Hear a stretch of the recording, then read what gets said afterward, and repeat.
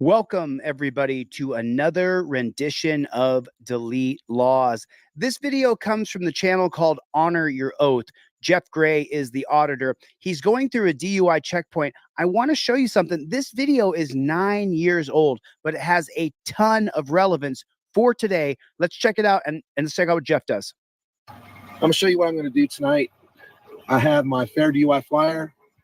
And this is my Fair DUI flyer, and you can see it has the Fair DUI flyer language. I remain silent. No searches. I want my attorney. And also, on the flyer, I have my valid registration, my valid insurance, and my driver's license. And this will all be outside the car with the window rolled down, just like you see it right here. I mean, the window rolled up, I'm sorry. The window rolled all the way up, and that way I will not have to open my window. Because the second you open your window, they can say they smell alcohol or drugs emitting from the vehicle. And in the moment that you speak a word, they can claim that your speech is slurred. Now, essentially, what Jeff Gray was teaching 9 years ago is the exact same thing that we've done with the trifold today. Now, I give you a trifold that goes over your visor with this broccoli wad rubber band, and you invoke your Fifth Amendment right. I recommend you get a laser copy, a photocopy of your driver's license, proof of insurance, and your current registration. And then you put it on the glass. If you want to put it in a plastic bag like Jeff Gray did and put it outside your window, then you can use the actual driver's license instead of a laminated copy, and you can put your real driver's license in that plastic bag if you want. What I do when I go through a DUI checkpoint is I simply put this up against the window and say, I invoke my Fifth Amendment right to remain silent. You don't have to give your identification.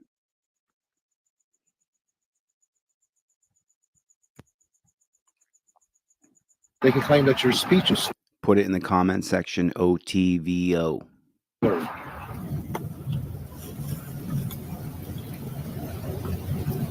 On the bottom, it says, doors locked, windows up, no talking.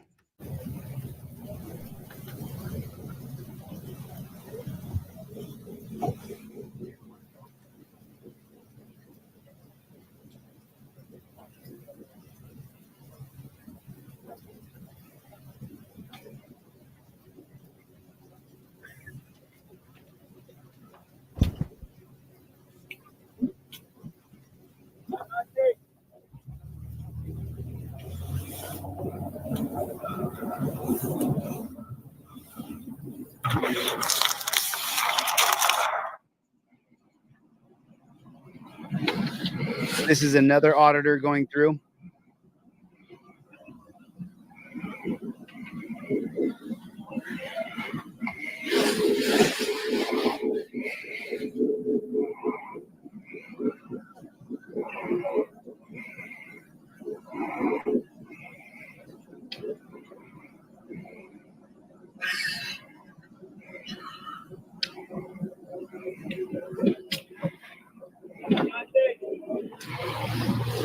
So let me just jump in here for 1 second. This is the 1991 case of Michigan State Police versus SITZ, SITZ. And that is what allows the police to essentially create what are Nazi checkpoints in the United States of America. I want to show you something. And this to me is surreal. If you've studied the Constitution, the Bill of Rights, and understand that our country is founded on the principles of liberty written by John Locke. Speech is slurred. Look at that. Take a look at that. That is a Nazi checkpoint. That is so unbelievable. Take a look at that. That is what you call a Nazi checkpoint in the United States of America. And this video is 9 years old. You do not have to give them your ID at a DUI checkpoint. I would recommend that you don't. I would recommend that you use the trifold, invoke your Fifth Amendment right, put it right on the window as you go through. You don't even look at them. You just don't even roll the window down. I invoke my Fifth Amendment right. That's all that's required. Now, if they do more against you and you have everything on camera, then you have a federal civil rights lawsuit because you were not pulled over for any probable cause. They may be able to set up a DUI checkpoint. That does not give them the right to ID you. That does not mean you have to have your Fourth Amendment violated. of an unreasonable search or seizure. If you give your identification, that would be an unreasonable seizure of your identification. Look at this Nazi checkpoint.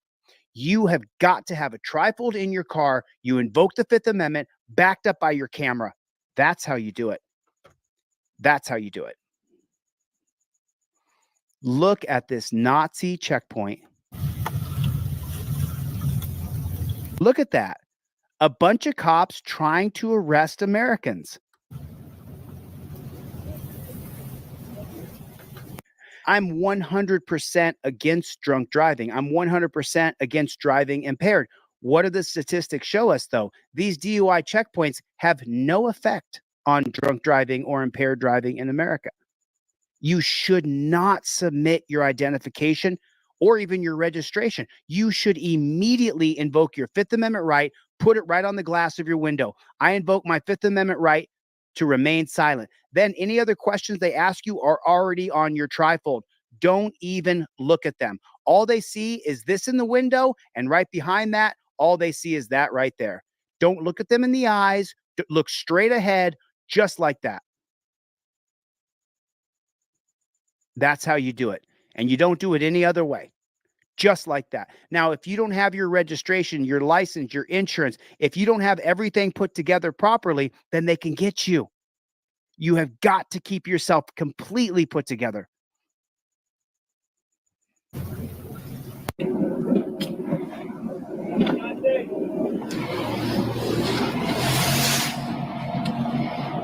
What is that? 24 cops? 24 cops trying to arrest people?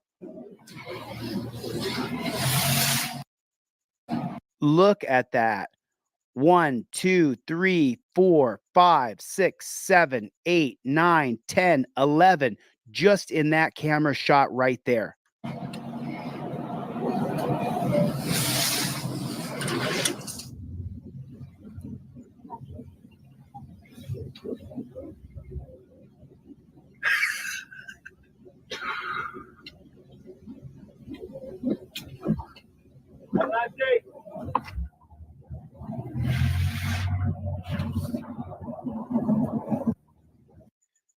Mud on the windows and everything, or those little clovers they have on the windows.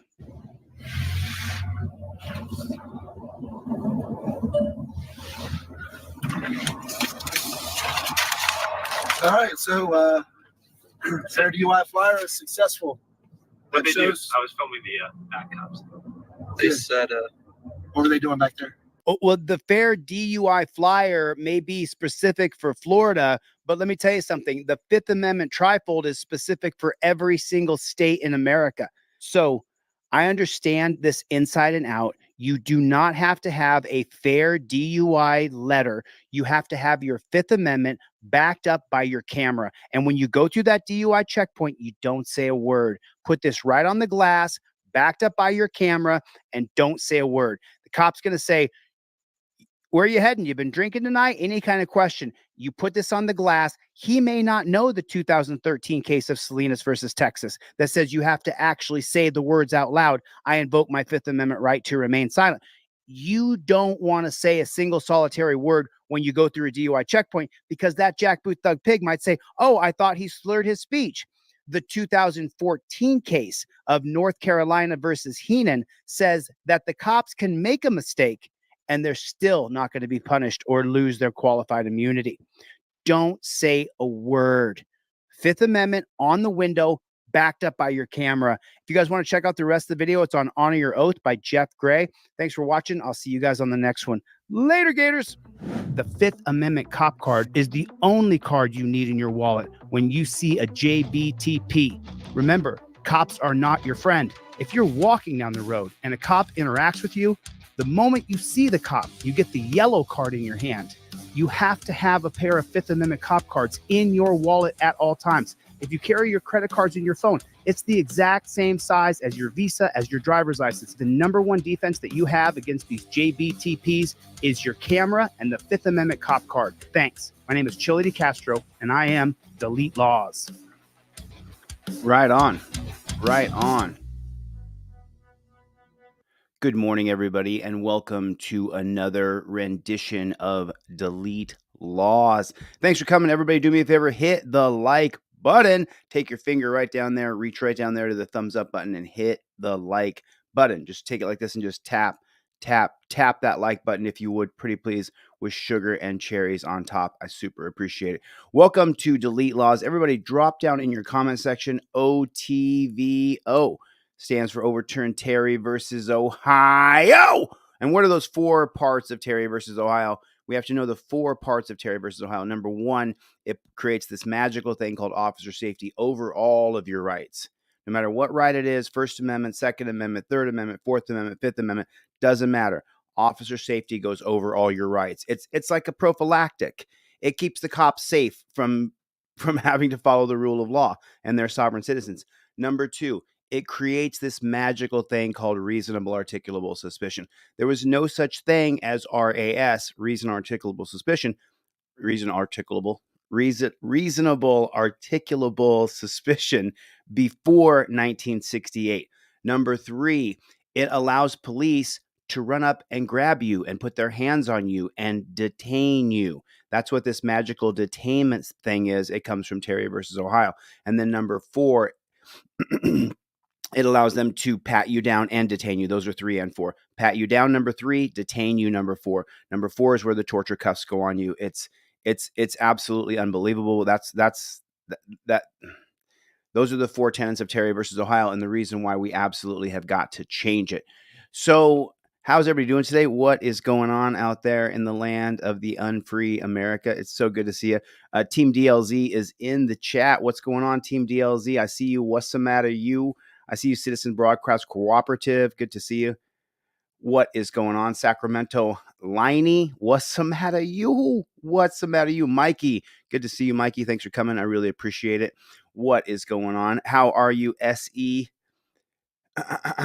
What is going on, Donnie? How are you? Echo, echo, echo. Do you guys have an echo? Make sure everybody can hear me all right. Hopefully, Chad Crum. What is going on? Alan Hubbs. What's going on, Alan Hubbs? I think I saw Cope Doggy Dog into hizzy. I did not see Chevy, but I think Chevy's a little later kind of guy. I've been going in the mornings now.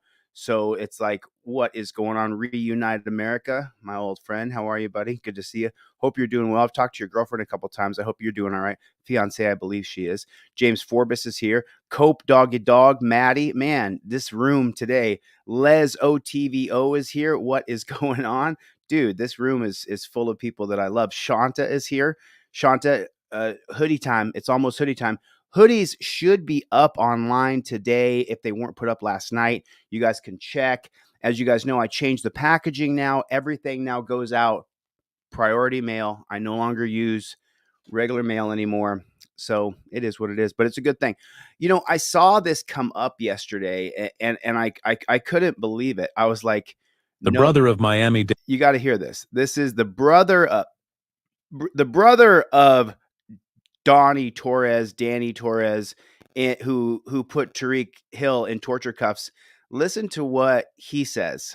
Police officer Danny Dano Torres is speaking out after his brother's involvement in the detainment of NFL star Tyreek Hill ahead of the Dolphins' season opener. David Torres, defending his brother, described him as an excellent cop and placed the blame on Hill for escalating the situation. The encounter, captured on body cam footage, shows Hill refusing to roll down his window after an initial exchange with Officer Torres, who then pulled Hill from his vehicle after a verbal exchange. Hill has since acknowledged that he could have been better during the incident, but criticized the police for using excessive force. David Torres, however, argues that Hill's failure to comply with the officer's commands from the start is what led to the altercation. If you watch the video, he did not follow instructions. He was yelling at the officer and telling him not to bang on his window. Officer, listen to the cop suck in there.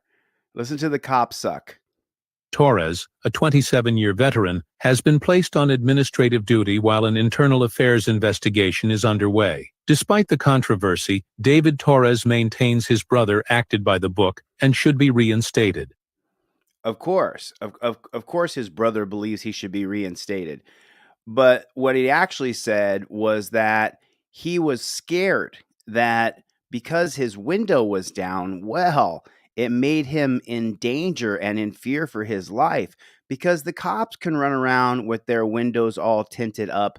But if your window is tinted, oh boy, they got such a gigantic problem with that. They cannot allow you to have your windows tinted. It's just beyond the pale of understanding. 1 second, let me.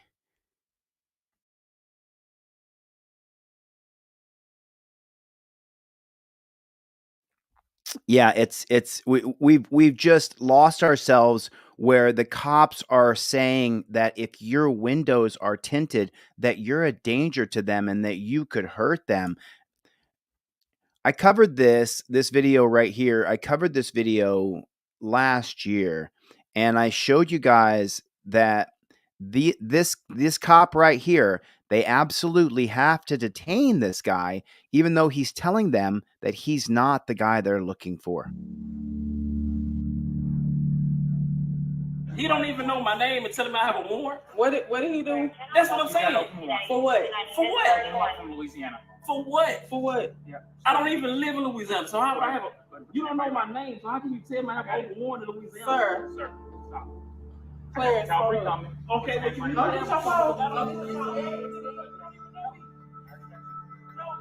Sir.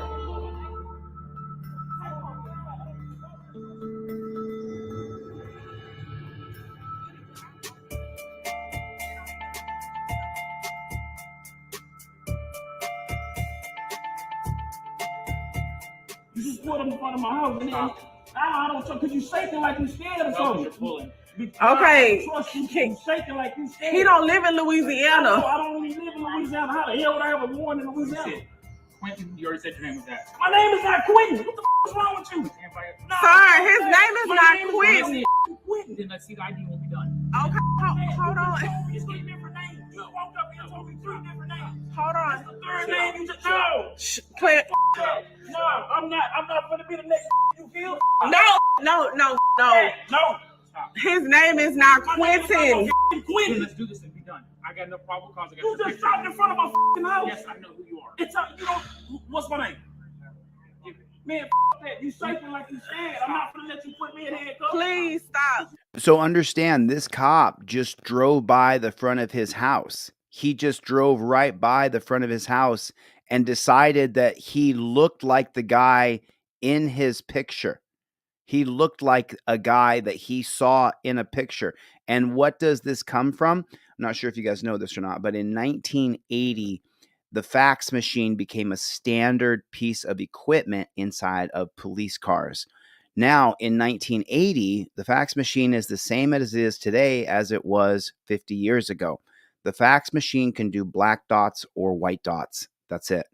So the reason why you hear the term "he fit the description" is because when a fax machine prints out a picture of somebody, especially a black guy, they all look the same because the fax machine only does a black dot or a white dot. It doesn't do a tan dot or a brown dot or a light brown dot or a dark brown dot or an off red color dot or an off beige color dot. And that's what people's skin is. People's skin is different flections. So when the fax machine went inside of the police car in 1980, that's when you got the term "he fits the description," because the fax machine would print out the picture. And then if you were black, well, everybody's face was black. So if you had similar eyes, if you had similar nose, if you had similar cheeks. Now, understand this, what you're seeing here. This cop can run up in your front yard, in your driveway, and say that you fit a description, and then you just have to agree to be put in torture cuffs. Stop. Please stop. My name is not no fucking Quentin. You don't even know my name and tell me I got a warrant in Louisiana. Yes. Do I look like a? You want to Show me the picture? picture. Show me the picture. Okay, wait. Just walk with me. No, Walk with me. No. Tell him walk Please, with me. he's not going nowhere. He's not going nowhere. I need your supervisor. I am Somebody the else. supervisor. Come on. Well, let me see your stripes. Well, I need Come on, I need let's walk somebody here else. in front of the car. No, you're not Walk give in me front to of your the car. Sir. No, Sir. put my yard on my property. That. Calm Stop, down. stop, Just stop. calm You down. stop. You stop. Who are you looking for? That's what His I'm name saying. My is not no Quentin. Quentin. Let me see your You ID. think I'm from because I got dreads or something? No. You just pulled up in front of my fucking house and told me I got a warrant in Louisiana. So what? That's my fucking dog. That's our dog. You, That's our dog. Go in the house. Look, man, Sir, that's our dog. don't you touching me while you shaking. You need to step back and calm down. No, that. Like, Get my phone out of the car. Man, you got him running. Get my phone out of the Calm car. down. Calm down. Calm down. Here's the deal. Doesn't that look a lot like No, don't look like me. That's not He shows him a picture of another guy and asks the guy, doesn't that look like you? Calm down. Calm down. Here's the deal. Doesn't that look a lot like me? No, don't look like That's me. not What's wrong with you, man? Calm down. What you trying to say? Because I got dreads and I'm black, that's me? No. That's not him. She can see that's not me from Oh over my there. God. Hey, No, that's your ID. what? Stop. You got no problem? See, that's not Dog. you touching me while you This is just a classic. This is just a classic. Thanks, Melissa. I appreciate it. And let me know how to say your name properly. This is classic. Take a look at this. Doesn't this look like you? Doesn't this look like you? No, it doesn't look like me. It doesn't look like me at all whatsoever. So what do you do when the cops come to your front door and insist that they're going to put you in torture cuffs? shaking. You need to step back and calm down. No, that. Like, Get my phone out of the car. Man, you got him running. Get my phone out of the Calm down. Calm down. Look at them coming running up. He's in front of his house. They know where he lives. Why do they need to come running up if they know where you live? If they know where you live, the cops know where he lives. They know where he lives. They drove by his house. You don't need to grab him. You could literally stick a camera on a pole in the front yard, a camera on a pole in the backyard, and say, this man is wanted. We want to talk to him. When he goes to leave, you can follow him. When he gets out wherever he's going, you can say, we got to talk to you. You could follow the guy for a little while, and eventually he's gonna have to comply at some level. But the idea that you need to come running up on him, you're at his house, bro. You're at his house. He's got to go back home. He's got a wife. Sounds like he's got some kids. He's got to go back home. It's just so unbelievable to see this. Calm down. Here's the deal. Here's the deal. No, don't look like That's me. not Does this What's look like wrong with you? man? Calm down. What you trying to say? Because I got dreads and I'm black, that's me? No. That's not him. She can see that's not me from Oh over my there. God. Hey, No, that's your ID. what? Stop. You got no problem? My name, you ain't got no you ain't No, please stop. Stop, stop, stop. Two of y'all is gonna take over. Please stop. Please leave him alone, please. Look, No, please. That is not him. We got to put you in cuffs. You got to go in torture cuffs. You absolutely have to go in torture cuffs. I think you look like somebody, so that gives me the right to torture cuff you. You need to go in torture cuffs right now, bro. Oh, you don't agree? Sorry. We're going to call backup. We're going to jump on top of you in your front yard. You got to go in torture cuffs. You hear me? Now turn around and put your big burly shoulders and crank your back behind your back. We're going to put chains on your wrist. You're not under arrest, though. Now we're going to take you to the car, put you in a cage, and strap you in. You're not under arrest, though. Now we're going to say, give me your ID and ask you a bunch of questions. You're not under arrest, though. This is just a Terry stop. Remember, this is a Terry stop. They're going to pull up to his house and say, I'm reasonably articulately suspicious that the guy in this picture right here looks just like that guy right there. So I'm going to stop him based 100% on my reasonable articulable suspicion. But he's wrong. And so now if you don't acquiesce and you don't let them put you in torture cuffs, well, you could die right here. Please leave him alone. two of y'all is gonna take over. Please stop. Please leave him alone, please.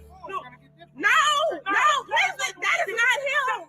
Please leave. Citizen Broadcast Cooperative says, it's just a small arrest. It's okay. Listen, we do this every day to 20 people a day. Just let it go.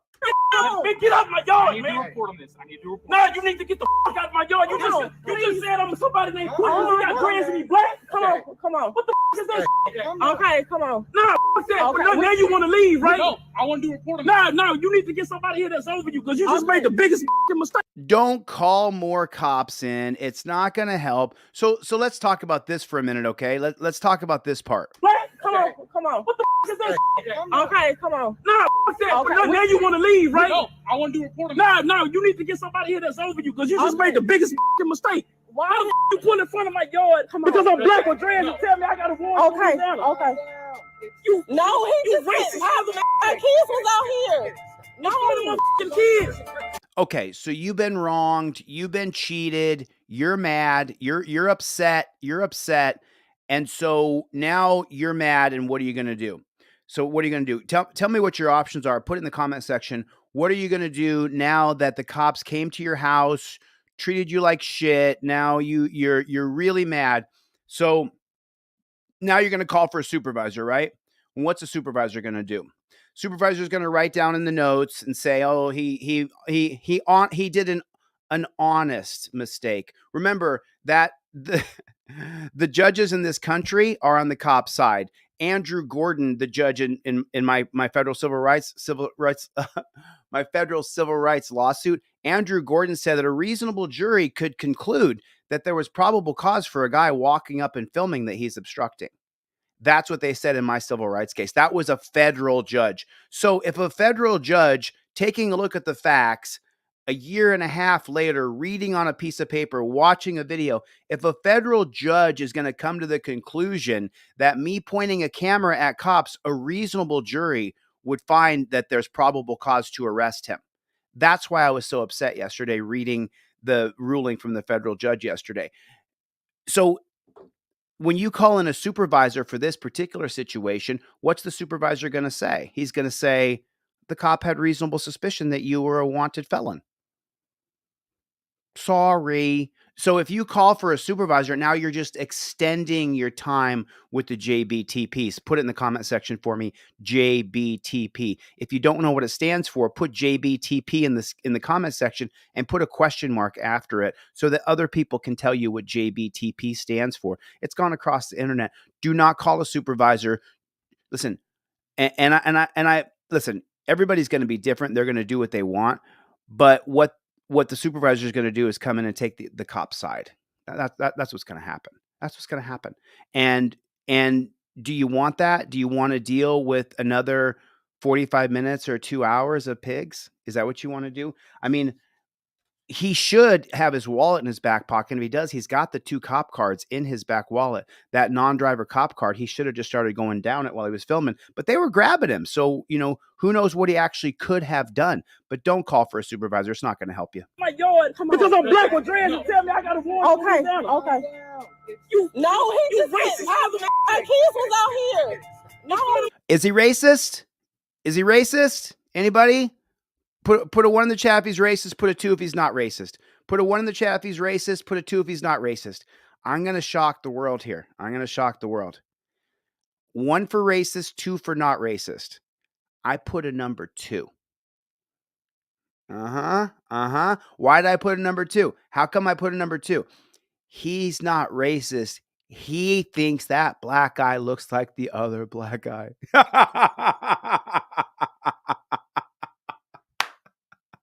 You look just like the other black guy. I swear.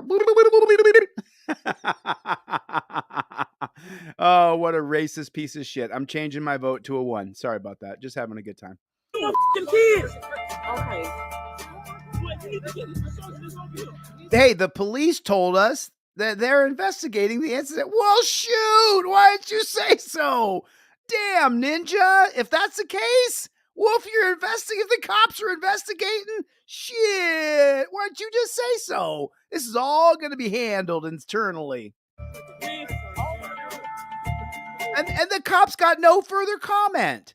Hey, I mean, shoot, they're doing an investigation and they have nothing more to say about it, okay? All right? Just let them do their jobs, okay? We trust them. But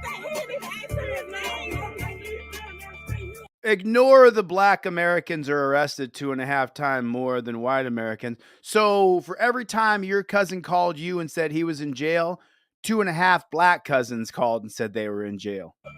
Let me see. No, let me see. Take a look at his face, man. He is just, I mean, take a look at his face. He is just frustrated. I mean, he's done nothing but be at his own house. He's done nothing wrong but be at his own house. I mean, and you fit the description while you're at home. Just okay. Okay, I got you. I got you. just came out the doctor. Okay. And you attacked him. Down to the ground, Tyrone is pulled by the officer. Seconds later, you hear a punch. Within 44 seconds of this video, they knew that he was not the person they were looking for. You have the wrong person. I understand that. Nevertheless, Tyrone Pfeiffer is charged with a misdemeanor. I mean, isn't it worse that his name is Tyrone? Isn't it? Doesn't it just add to it? Isn't it just worse? It's just, you know.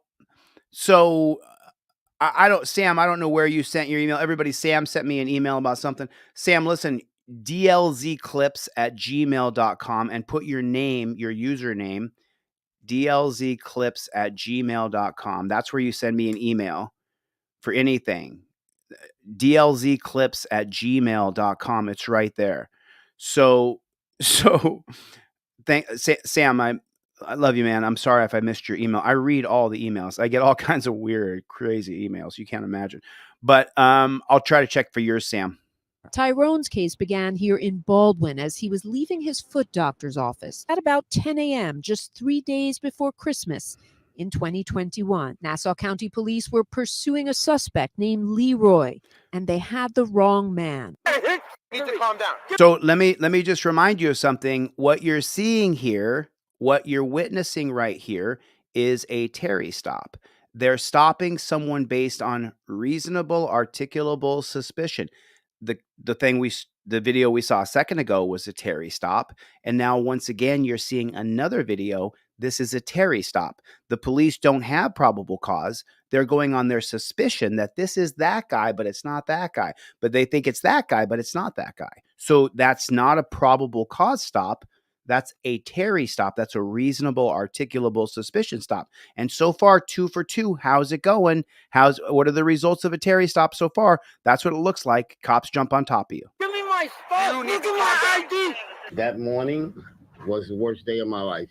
And after it took nearly a year to clear his name in the court system, Tyrone Pfeiffer has filed a case of his own, a $5 million federal lawsuit. I just came out the doctor. Okay. And you attacked him. Down to the ground, Tyrone is pulled by the officer. Seconds later, you hear a punch. Within 44 seconds. So he takes him down to the ground and he punches him. This is called a pain compliance. Pain compliance. So if we punch you in the face, hey, you're more likely to comply, right? Once again, put in the chat, please, policy, procedure, and protocol. That's the problem here. And the cop who just can't wait to do it. Hey, it's our policy. I get to punch you in the face to get you to comply, so I'll do it. It's so beyond the pale of ridiculous. It's just poor Tyrone, man. Poor Tyrone. And tonight, the Hillsborough County Sheriff's Office responds to allegations of police brutality as a local pastor speaks out saying a recent arrest turned violent. Now, we are seeing body cam video showing the moment that it all went down. Stop fighting. Get your watch. Now. You will not put those Stop cuffs on fighting. me. I'm going to tase you right now. Get out. You will now. not put those cuffs Get out on me. now. Oh, why is he saying that? Pastor, it says pastor claims brutality, body cam released. So what does he say here? What's his number one complaint starting off? Stop fighting. I'm going to tase you right now. Get out. You will now. not put those cuffs Get on out me. now. Well, why was he say you will not put those cuffs on me? Why is that his biggest concern immediately? Because torture cuffs are always torture. Stop fighting. I'm going to tase you right now.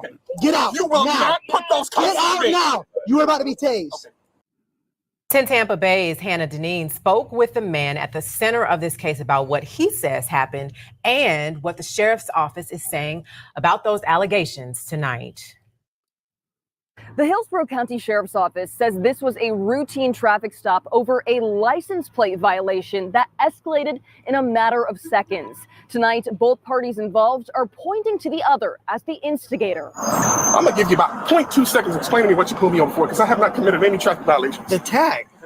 You can't have that design. Yes, sir, you can't. A traffic stop on August 29th quickly escalating. Get your watch coming out here now. Hillsborough 2 Delta. Now. Can I get Carl Soto, co-founder of a local chapter of Black Lives Matter, pulled over for having this Joker sticker covering his license plate. stop fighting? Get your watch. I'm sorry. Let me say that again. This Joker sticker covering his license plate, but there's the letters of the license plate, and there's the Joker card. It looks like a Joker license plate. It looks like you can easily read those 6 alphanumerical license plate. It looks like it can be read. Then it says Raider Nation underneath of that. I'm a little confused as to how the Joker is covering up the alphanumerical lettering, but it's not. So it's a little confusing. Soto, co-founder of a local chapter of Black Lives Matter, pulled over for having this Joker sticker covering his license plate. Stop fighting. Get your watch. Now. You will not Stop fighting. I'm going to tase you right now. In 3 minutes, following a dispute over Soto's license, Sir, I'm gonna lean here. This is what I will do. Get down. I'm telling you right now. If you don't get down, Baby, you don't get baby. Okay. tonight, Soto says he's a victim of police brutality. I mean, I'm actually impressed that he got a half a dozen or 10 people out there, because nobody ever wants to show up for one of these protests. Nobody ever. People don't want to be a part of taking on the system. It's extraordinarily dangerous. You get targeted. The police take your picture and target you later. They'll target your brother, your sister, your cousin, your lover. They'll target your job if they can figure out where you work. Once you show your face, I mean, if you're going to go, I mean, maybe the masks, while we call them face diapers today, these masks may serve an important purpose to protect your identity. Because if you go out and protest the police, they might retaliate against you, whether we like that or not. And racial profiling. This wouldn't have happened if I was if I was a few shades lighter. I'm gonna just flat out say this. But the Hillsborough County Sheriff's No. Oh man, Carl Soto is the man's name. If I was a few shades. And racial profiling. This wouldn't have happened if I was a shade if I was a few shades lighter. Carl, I'm with you, man. Listen, I mean, we know on this channel that the laws in this country were created for Black people. We know that for sure. We know that 100%. I mean, I've gone down the list of laws that were created specifically just for Black people. We know that the laws were created. Terry versus Ohio, in almost every single jurisprudence case, stare decisis, that's based on Terry. Wren versus United States, 1996. Michael Wren is a Black man. Maryland versus Wilson. Wilson is a Black man, 1997. The passenger asked to get out of the car. 2009, Arizona versus Johnson. Johnson is a Black guy. You got to get out of the car. Pennsylvania versus Mims, an extension of Terry versus Ohio. Mr. Mims was a Black man. What did we do yesterday? Adams versus Williams, 1972. Williams is a Black guy. So we know that they do target Black folks for sure. However, in the same breath, in the same spew here, they'll do it to anybody. Put a 1 in the chat if they'll do it to you. Put a 1 in the chat, no matter what color your skin is. If you're black, white, blue, red, green, purple, I don't care what color. Put a 1 in the chat. If the cops will do this to you in 2 seconds flat, and you know it. And you know it. You know for a fact that they'll do it to you. It's not just because you're Black. I don't know how that's going to sound if I say that.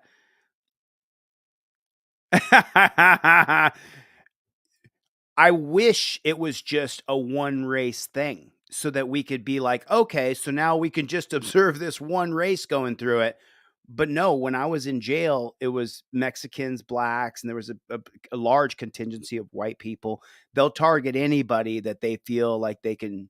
If they feel like they have reasonable articulable suspicion, a Terry stop, which is what this was again, by the way. Third video in a row, 3 Terry stops.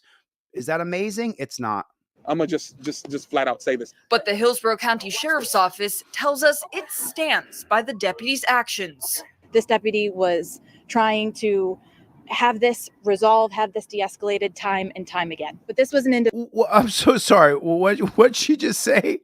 Tells us it stands by the deputy's actions. Oh, so the pig shack is backing up the pig. Of course. Hold on. Let's see. Here's the pig shack statement.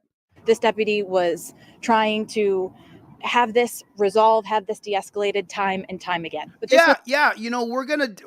I mean, shoot, we're gonna de-escalate and we're gonna resolve this. All it requires is that you go in torture cuffs. You need to lay on your belly. Let me stick my knees in your neck, put you in torture cuffs. But hey, I'm here to resolve this, man.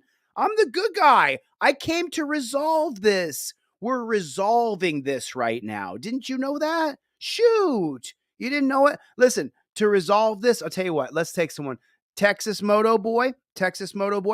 All I need you to do is get on your knees first, okay? Now I need you to lay on your belly, Texas Moto Boy.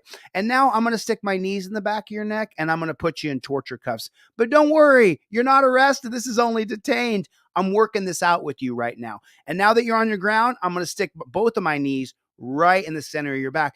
Oh, does that hurt? Torture cuffs are always torture. I can get a finger in there so you're not being tortured, Texas Moto Boy. Now I'm going to put you in a cage in the back of a car and I'm going to strap you in. You're claustrophobic? Hey, I'm trying to resolve this. Why don't you just comply? The policy, procedure, and protocol is brutal, inhumane, and barbaric. That's why. Now let's listen to her say this bullshit one more time. Tells us it stands by the deputy's actions. This deputy was trying to have this resolve, have this de-escalated time and time again. But this was an individual who was the aggressor, who was acting combative. The Hillsborough County I'm so sorry. What? was trying to have this resolve, have this de-escalated time and time again. But this was an individual who was the aggressor, who was acting combative. He was acting combative? Shoot, listen. When I tell you to lay on your belly and you're going in torture cuffs, you need to lay on your belly and get in torture cuffs or you're being combative. You're the bad guy. You will comply because if you don't, we're going to make a statement that says you didn't comply, you were being combative, and you're the bad guy. Get on your motherfucking belly. Crawl. Slither like a snake. Get on your belly, you lowly dog. The police are here to de-escalate. All you need to do is agree to be tortured. Just agree to the torture. What the flock is wrong with you? I'm only going to torture you for 30 minutes, okay? I do this 20 times a day. I can get a finger in there. You're not being tortured. It's not torture. I'm trying to de-escalate here, okay? All I need you to do is lay on your belly. I'm going to stick my knees in your neck. I'm going to twist your arms around. Oh, and that's that.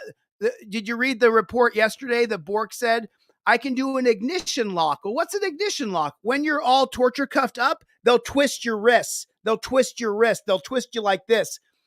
It's in our policy. We have written that we can do ignition locks to you. So we're going to lock up your wrist and hurt you. But I'm trying to get you to comply. If you just comply, I'm really here to de-escalate the situation. The county sheriff's office tells Hey, us he's wearing a Black Lives Matter t-shirt. We know that's a terrorist organization. If you got a Black Lives Matter t-shirt on, oh man, you got to just comply. It stands by the deputy's actions. This deputy was trying to have this resolve, have this de-escalated time and time again. But this was an individual who was the aggressor, who was acting combative. The Hillsborough County Sheriff's Office says it will now be up to a judge to determine the legality of the sticker on that license plate. Oh, shoot, it's up to a judge? It's up to a judge? Well, god dang, why didn't you just say so? Why did you just say so? Shoot, you should have said so. It's up to a judge. How do you think the judge is going to hold? What do you think the ruling for the judge is going to be? What do you think the ruling for the judge is going to be? Huh? What do you think the judge is going to say? The judge is going to be on whose side? The judge is going to be on our side or the cop side? Our side, put it in the comment section. Is the judge going to be on our side or is the judge going to be on the cop side? 99 times out of 100, I'm just wondering, who do you think the judge is going to be backing? Realize. Good to see you. Jeff Hates Pigs. Jeff Hates Pigs is here. In Tampa, Hannah Deneen, 10 Tampa Bay. And I mean, these powerful necked women in Tampa. She's got a powerful neck right there, right? Powerful necked woman there, and she's got a powerful neck. He was trying to. I mean, this girl's she could have wrestled, played linebacker. I mean, she's got a neck on her. Was the judge. And look, I mean, that she's got all muscle neck. I mean, the necks of these chicks here. To determine the legality of the sticker on that license plate.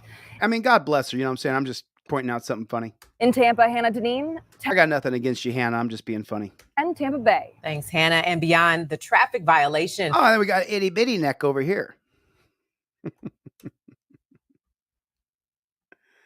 Warning, this video shows police use of force, including stun guns, and may be distressing to some viewers.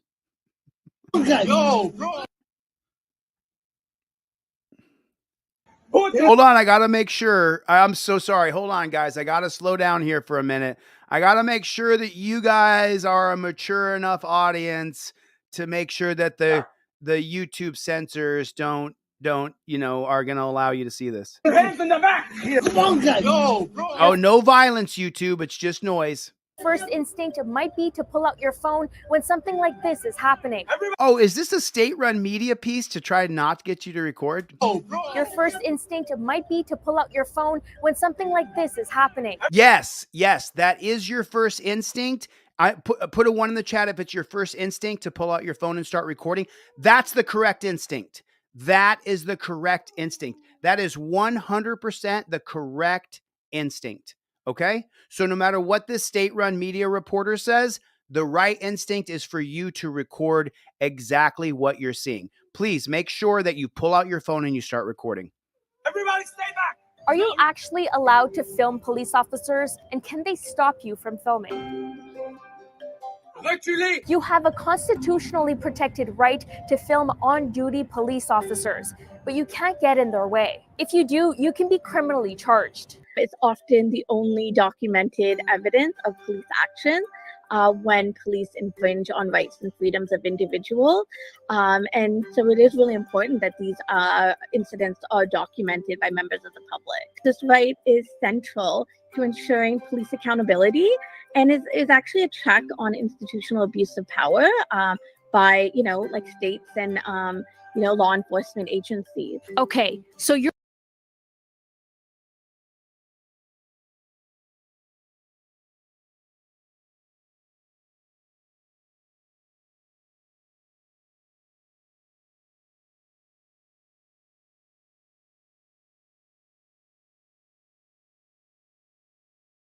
by, states and, law enforcement agencies. okay, so you're allowed to film discreetly, but what if the police interfere? Why are you hitting it? Recently, a 30-year-old Ontario man was stopped and forcefully detained by police in Laval. I don't know, maybe it was instincts that took. And was stopped and forcefully detained by police in Laval. I don't know, maybe it was instincts that took over to force me to record. But me sitting there helpless, seeing my younger cousin beg for his life, right, who I watched grow up. We always see it on the news, right? But we never think that it's going to happen to us.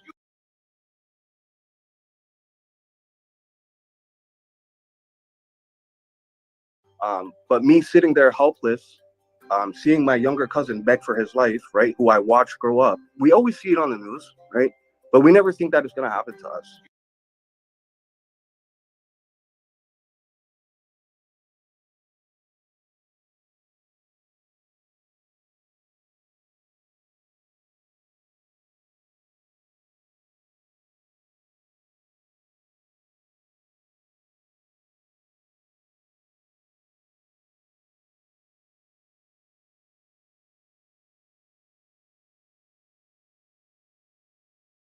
Sorry about that. I apologize. Sorry about that for no sound. So, so this is the part I disagree with right here. But me sitting there helpless, seeing my younger cousin beg for his life, right, who I watched grow up. We always see it on the news, right? But we never think that it's going to happen to us. No, that's the reason why I stopped it. Put a 1 in the chat if you think this could happen to you. Put a 1 in the chat if you think this could happen to your baby cousin like it happened to his baby cousin. Put a 1 in the chat if you think this could happen to your father, your uncle, your brother, your cousin, your high school best friend that you've known for 20, 30, 40 years. Put a 1 in the chat if you think this could happen to your kid right in front of you. Put a 1 in the chat if you think this could happen to your mother. Put a 1 in the chat if you think this could happen to your sister, to your baby girl, your child. If you think this could happen to your neighbor, put a 1 in the chat. You see, we've created a total police state all around the globe, and it can happen to anybody at any time.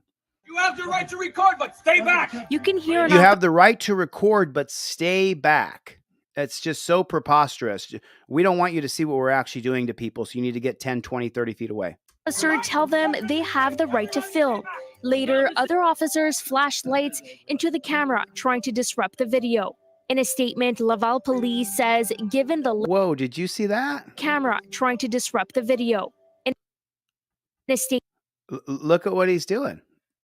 It's statement, Laval police says, given the late hour and the vehicle's location, the officers intercepted it to check the driver's ability to operate the vehicle, and that the driver resisted arrest. Of course, the driver resisted, Forcing police to escalate. It would not comment on the officers flashing lights at the camera.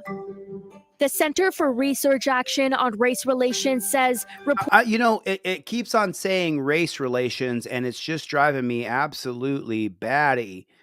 It's happening to all of us across this country. The real dividing line as to who it's happening to and who it's not happening to is if you're an elitist billionaire, $100 millionaire. If you're a $100 millionaire, or if you're a billionaire, it's not happening to you. Look at all the Supreme Court justices that are on the court. They've never even had to deal with being pulled over and put in torture cuffs. They don't know torture cuffs are always torture. It is not just race anymore. The laws were created based for race, but now it's happening to all of us. Put a 1 in the chat if you've been torture cuffed and you weren't arrested. You were only torture cuffed. That's all.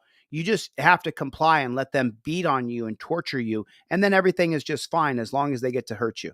Reports of police interfering with video footage happens fairly often. There is documented cases of this where the courts have ruled that the deliberate interference on the part of police officers to stop filming is an abuse of their authority. In 2020, the Quebec Human Rights Commission ordered the city of Laval and the officers involved to pay Pradel Content $24,000. In 2017, he was wrongfully arrested by Laval police. He started recording the incident, but an officer knocked his phone to the ground, deleting the video. Content's account was backed up by this surveillance footage.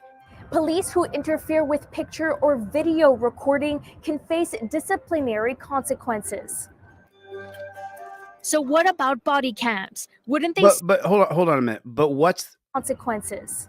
Picture or video recording can face disciplinary consequences. But what are the disciplinary consequences that the police can face? I'm so confused. The police can face disciplinary measures, but what are those measures? So Christopher said, actually, it's Thurgood Marshall, THUR. It's not Marshall Thurgood, it's Thurgood Marshall.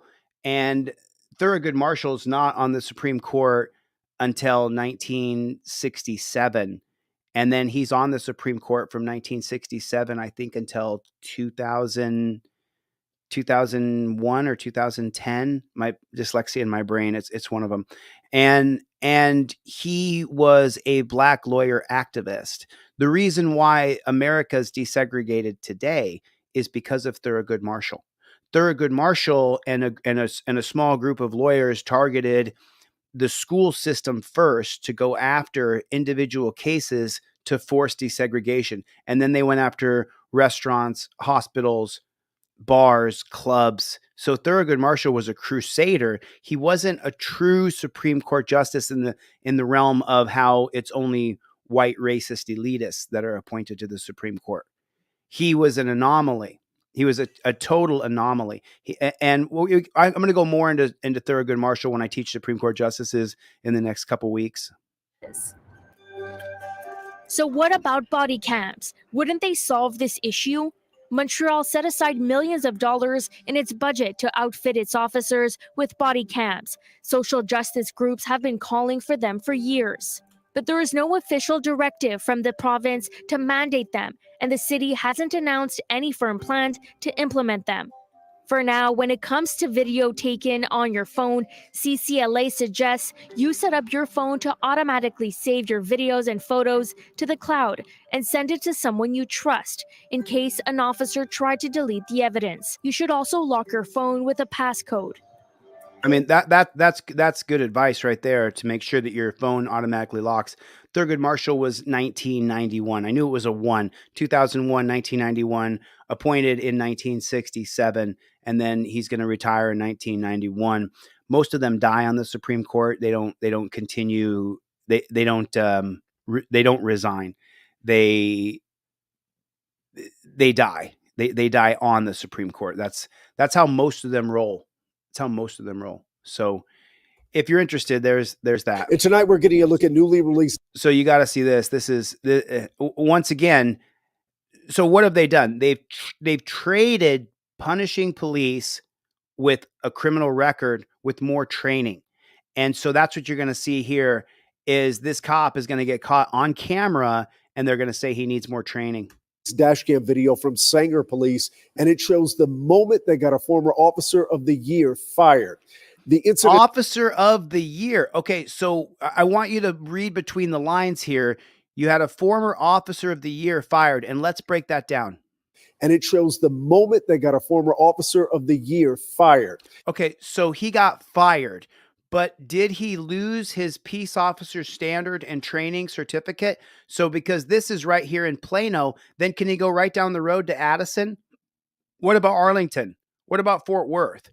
Fort Worth hires all the bad cops that get fired from the local communities, and Fort Worth takes them. So Plano is just 25 miles east of Fort Worth. So if he didn't get arrested and charged with criminal crimes and his peace officer certificate didn't get stripped, then this dirty jackboot thug pig can just go right down the street and become a cop somewhere else. Sanger Police, and it shows the moment they got a former officer of the year fired. Officer of the year. The incident happened last October. Police pulled the man over, believing he may have been driving under the influence. Dashcam video shows the driver complying with those orders, but when Sergeant Cole Johnson tried to place the man in handcuffs, he resorted to physical force and a taser. The department fired Sergeant Johnson in December. I mean, are you kidding me? Are you kidding me? So this is under the influence. Dashcam video shows the driver. This is the whole problem I have. And look at the size difference. This guy outweighs this guy by at least 70 pounds minimum. He's 70 pounds bigger. And then you got a pigtail on the scene, got a pigtail right here. And what's she going to do? Nothing. Driver complying with those orders. But with Sergeant Cole Johnson. So there's no way for you to defend your face. Dashcam video shows the driver complying with those orders. But when Sergeant Cole Johnson tried to place the man in handcuffs, so he jumps on top of him, 70 pounds heavier. He's already got him torture cuffed. And now he's doing face shots. He's punching the guy in the face. Resorted to physical force and a taser. The department fired. He's wailing on him. He's punching on him. Sergeant Johnson in December. I mean, that's at least 5 punches that I've counted. He's been charged with official oppression and assault, but has not stood trial, let alone been convicted. The taser to place the man in shows the driver. So let's count them, okay? Complying with those orders. But with Sergeant there's the first hit when your body thumps the ground and you can't actually protect your face or your chest or your belly. There's the first shot. Cole Johnson tried to place the man in.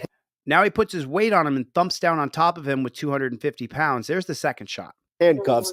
There's a third and the fourth right there. 2 punches. He resorted to physical force and a taser. The department. There's another punch. There's 5. Fired. There's I don't know. I wouldn't call that a punch. 5.5. Sergeant Johnson in There's 6 for sure. You saw that wailing over there. December. He's been charged with official oppression and assault. There's 7 right there. You saw that punch come out on the side. But has not stood trial, let alone. There's 8. He punched him again while another cop's on top of him, and he's torture cuffed with his hands behind his back. So I want him charged with felonious battery. There has to be police brutality codes inserted into every single state legislature. And police brutality codes, the very minimum, if you're found guilty, is you lose your peace officer certificate. You lose the peace officer certificate if you're found guilty of police brutality 101, 206, 401, 903. They created millions of codes for you and I, but they don't have any codes legislatively to arrest and charge cops with crimes, which this is a crime. He's already in torture cuffs. You did not need to throw him on the ground and then hit him at least 8 times that I could count from a camera on a dashboard that's 30 yards away. They need to be charged with criminal codes so that the very minimum conviction equals you lose your police officer's certificate. Meaning you can't be a cop in Fort Worth or in Addison or in Arlington. And that's exactly what will happen here. That's exactly what will happen here. Let's watch the whole thing from the beginning, and I won't interrupt it so you can watch the whole brutality. Driving under the influence. Dashcam video shows the driver. So watch the driver. He's not doing anything other than being a human being. Complying with those orders, but when Sergeant Cole Johnson tried to place the man in handcuffs, he resorted to physical force and a taser. The department fired Sergeant Johnson in December. He's been charged with official oppression and assault, but has not stood trial, let alone been convicted. Still punched him in the face. So what happens? Tonight, a Target 12 investigators. Oh, I was going to go to the next video, but they pulled one up here for us. Exclusive. We're giving you the first look at a violent video from inside a local police station. Oh, so if the cop comes up behind you and just starts grabbing you, you just have to let him do it. Tonight, a Target 12 investigators exclusive. We're giving you the first look at a violent... Did you see the elbow in the face? Watch the cop in black put an elbow in the face of the citizen. Tonight, a Target 12 investigators... Okay, so there's that. Now watch this elbow right over here. He's going to strike him in the face. Exclusive. We're giving you the first look... You see it? You see the elbow come up? You see it? Tonight, a Target 12 investigators exclusive. We're giving you the first look at a violent video from inside a local police station. The suspect in the case claims he was beaten up by a Taunton detective and ended up with a concussion. And we found out this... So why do you attack him? I haven't seen this one. This is not the first time this kind of allegation is being leveled at this detective. But city officials insist he's a good cop and one of Taunton's finest officers. Target 12 officials insist he's a good cop. They insist he's a good little piggy. And one of Taunton's finest officers. He's one of Taunton's finest officers. You just saw him beat on somebody, but he's a good guy. Target 12 investigator Walt Buteau with the exclusive details behind this developing controversy. But he's a good guy. The state-run media just said so.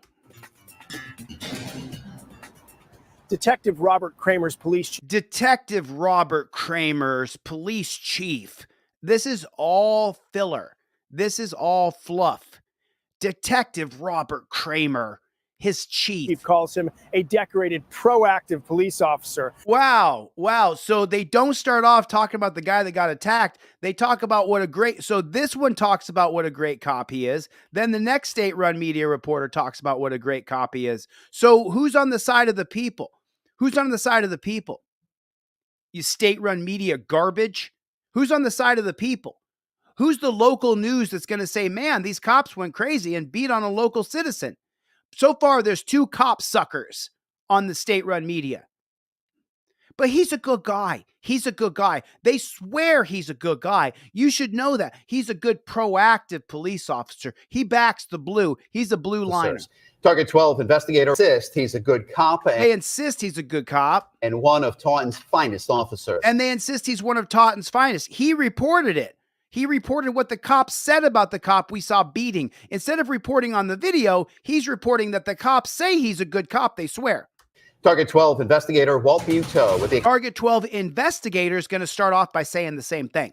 Exclusive details behind this developing controversy. Detective Robert Kramer's police chief calls him a decorated, proactive police officer. But a number of attorneys and their clients say he's a bully with a badge. At the bottom of the pile in this video is Joseph O'Brien, who'd just been arrested. I remember just looking down at the ground, and I was getting kicked, punched. According to records obtained by Target 12, O'Brien is one of 5 people arrested since 2007 who claim Taunton Police Detective Robert Kramer used excessive force. Kramer, who's wearing the black shirt in this video, declined to be interviewed for this report. It was the night of June 1st on the Taunton Green, where O'Brien says a plain-clothed Detective Kramer introduced himself. You know who the I am? I'm Kramer. Detective Kramer alleges O'Brien was the aggressor, leading to charges of disorderly conduct, resisting arrest, and assault and battery on a police officer. The video was recorded in the police station booking room, where the incident report states after Kramer took off the cuffs, quote, O'Brien immediately went after Detective Kramer. Oh, did he immediately go after him? Let's see how that looks. Get out of this. We watched the silent video with O'Brien and his attorney. O'Brien appears to walk away from the detective when the handcuffs are removed. Then, about 23 seconds later, Kramer approaches O'Brien. Okay, so just so we know, there's a couple things that we know about body language. This is, hey, what's going on? This is, I don't want to fight. Hey, I don't understand why this happened. I mean, you can watch any body language channel on YouTube. I watch them all the time. This is, hey, what's going on here? What did I do? And that's what he does right here. That's his literal physical action. Watch his hands go up and out. Then, about 23 seconds. There it is right there. Hey, man, why'd you treat me that way? Later, Kramer approaches O'Brien. There's the elbow to your head, turns you around, elbow in the face. He's just all over me. He grabs you around the neck. About 40 seconds after the battle on the floor, O'Brien is motionless in the doorway. According to a statement to a private detective by a man in a nearby jail cell, the confrontation continued outside the booking room. Matthew Mendonca says he heard the sound of 2 or more punches and that Detective Kramer was, quote, out of control, yelling, "There's no cameras in here, you blank. Come on." He's screaming in my face. He's spitting. I'm getting spit on. You, you're a fight me right now. If you fight me right now, I'll let you go. What I see is whoa. Spitting. I'm getting spit on. You, you're a fight me right now. If you fight me right now, I'll let you go. What I see. Wow. You know, I just turned 50. Thanks for all the birthday wishes and stuff. It was great. I'm too old to wrestle every pig that I can't stand. It just would hurt my body. But boy, if I was 32 and you promised me that, boy, I would whoop your ass, son. I'd put a beat down on you like you ain't ever felt. Why didn't you whisper that in my ear when I was in my 30s? Hey, fight me right now and I'll let you go. Oh, I can fight back? All right, make a circle, boys. I'll bounce your head off the concrete a couple times.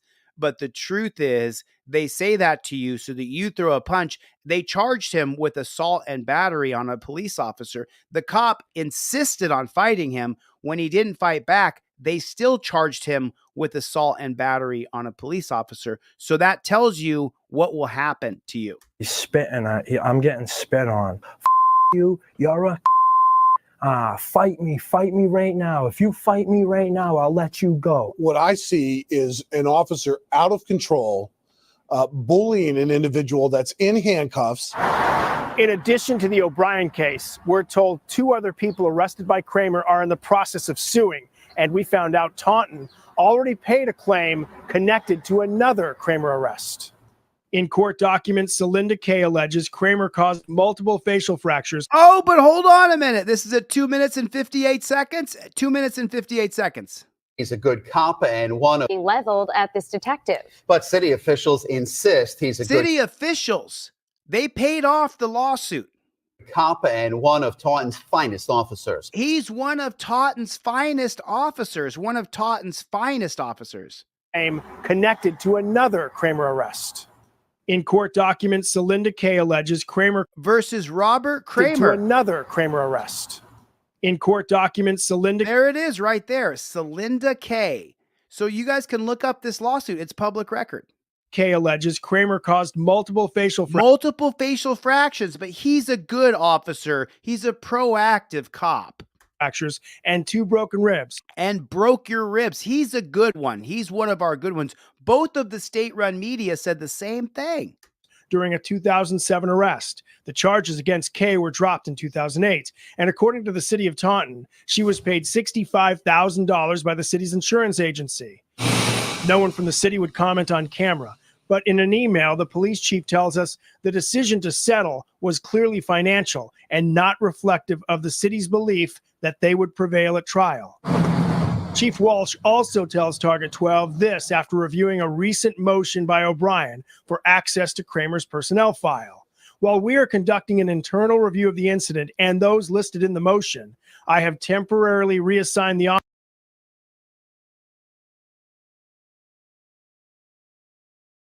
Hold on a minute. Hold on a minute real quick. Stop right here. Hold on.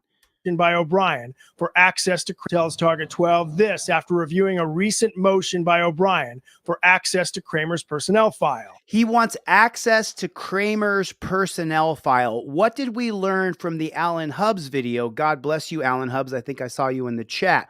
Alan Hubbs has taught us that there are 2 personnel files. There's the personnel file that we can take a look at, that they'll show us. Then there's the personnel file that can only, it's called an in-camera review of the personnel file of Detective Kramer. And Alan Hubbs taught us that there's 2 personnel files, the one you can get and the one that the judge will decide in the in-camera review which parts of Kramer's personnel file are applicable or relevant to the current case. So you may get Detective Kramer's jacket, but you might not get all of his jacket. No. See, they have 2 personnel files for coppers. We learned this from Alan Hubbs just recently. That they would prevail at trial.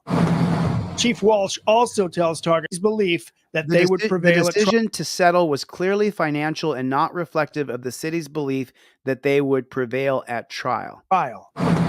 Chief Walsh also tells Target 12 this after reviewing a recent motion by O'Brien for access to Kramer's personnel file. While we are conducting an internal review of the incident and those listed in the motion, I have temporarily reassigned the officer in question to another position. But that does not give us a reflection of what is stated in his personnel file. You dirty, put it in the comment section, JBTP, you jackboot thug pig. The police chief completely spun it. We want to see what's in Detective Kramer's personnel file. And then he says here, oh, we're just going to reassign him. No, that's not the topic. The topic was what's in his personnel file. That was the topic. That's what we were talking about. O'Brien's attorney points out in 2 of the 5 cases, the charges against the suspects were dismissed.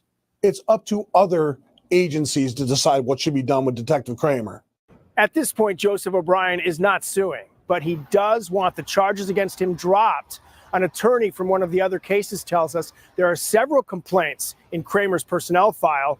The city would not comment on that file. With the Target 12 investigators, Walt Buteau, Eyewitness News. Thank you, Hannah. The city of Toledo, Iowa, called the actions of a now former police officer abhorrent, but an investigator the city hired cleared him of wrongdoing. This all follows our I-9 investigation into a traffic stop that ended with the arrest of a mom in front of her kids. KCRG TV9's I-9 investigative reporter Ethan Stein joins us in the studio to show us why the city and its report are at odds. Toledo, Ohio. What do we know about Toledo? Where's Reunite America? Are you in here right now, Reunite America?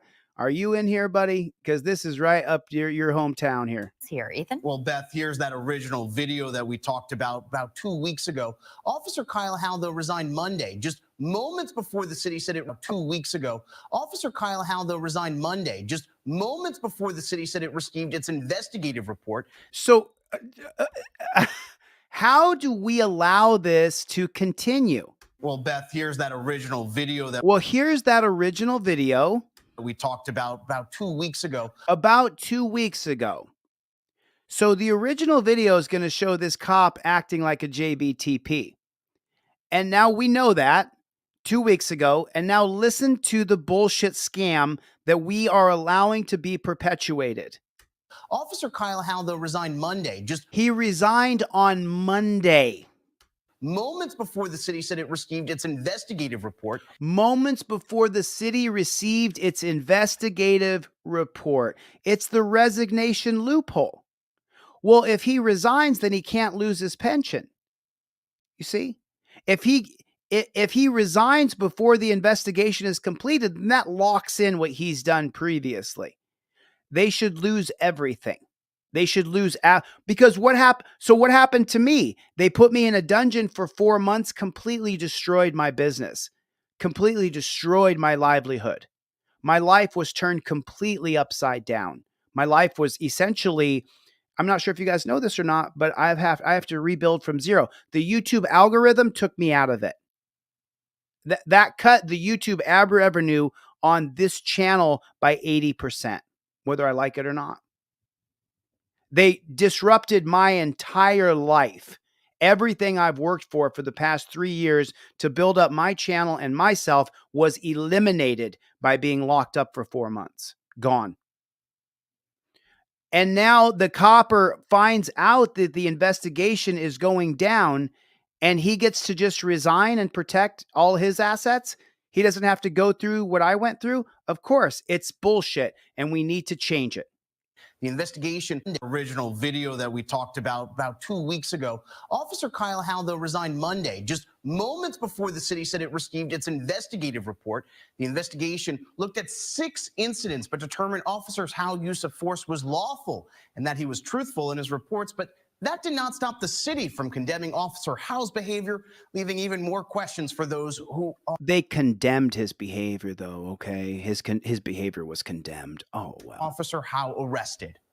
You know how fast you were going? 75 maybe. Okay. That's Isaias Romero getting stopped by Officer Kyle Howe last month. Well, that's It ended true. with Romero getting charged with assaulting Officer Howe. Dashcam captured video of the assault. Tried to kick. I was restrained. The officer says Romero kicked him, but the video shows no kick. What it does show, Romero handcuffed as Officer Howe slams him to the ground. Wow. Another one. Very surprised. Amber Navarro. Another one. So explain to me why he has to be tossed on the ground here as he's in torture cuffs. And once again, look at the weight differential. Cops 250 at least. Shows Look at great big huge belly. no kick. What it does And this guy's clearly twice his size. show, Romero Okay, so now this is the part that I'm talking about right here. show, Romero. Okay, so he's behind him in a superior position.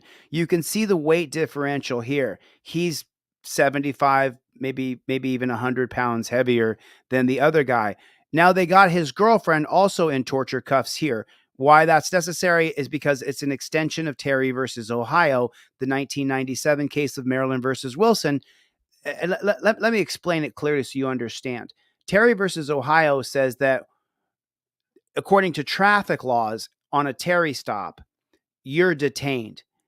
The 1997 case of Maryland versus Wilson, which is listed on your cop cards, it says that if the driver is pulled over and detained, then all passengers in the vehicle are also detained. What does detainment mean?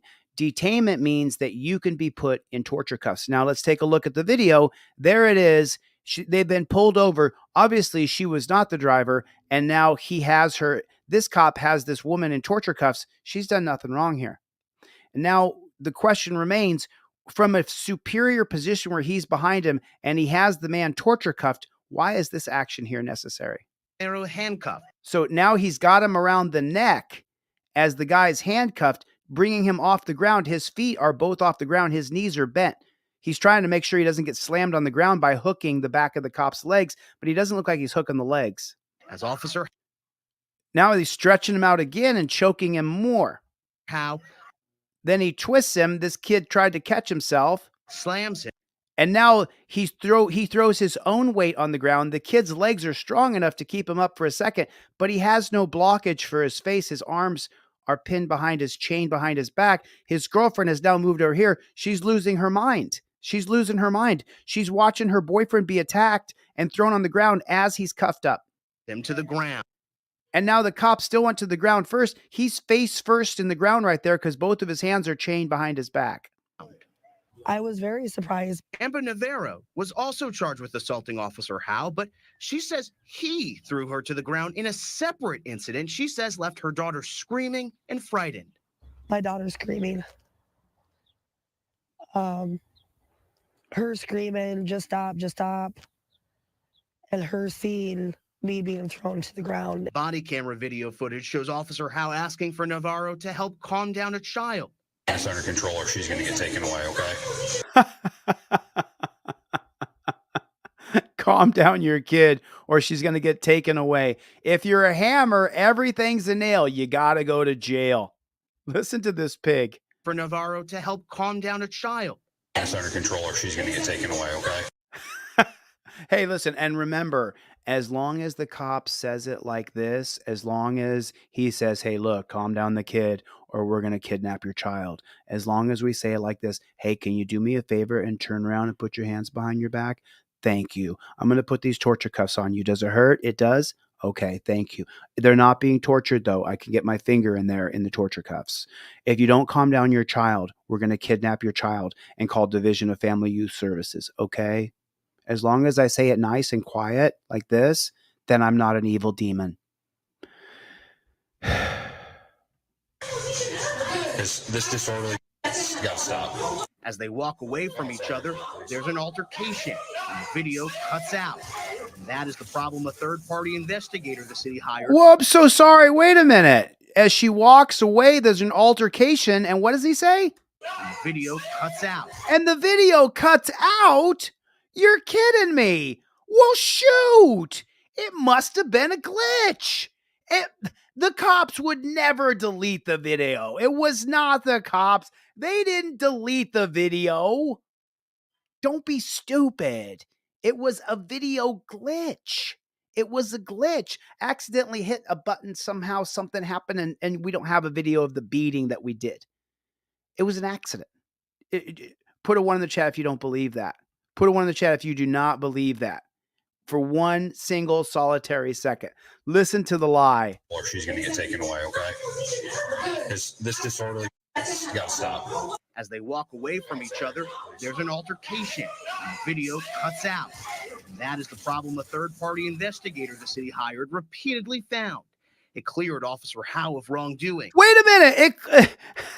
Investigator the city hired The investigator the city hired repeatedly found. They repeatedly found the video was missing, but it cleared Officer Howe of wrongdoing. It cleared Officer Howe of wrongdoing, not a police brutality code where he would lose his peace officer's license, but it cleared him of wrongdoing. Okay. Saying Howe was engaged in legitimate and lawful conduct, and his statements are truthful.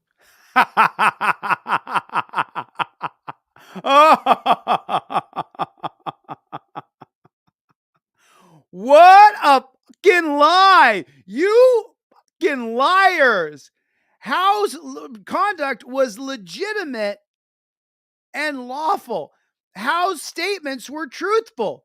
Whatever happened and Howe said, that's the truth. Saying Howe was engaged in legitimate and lawful conduct, and his statements are truthful.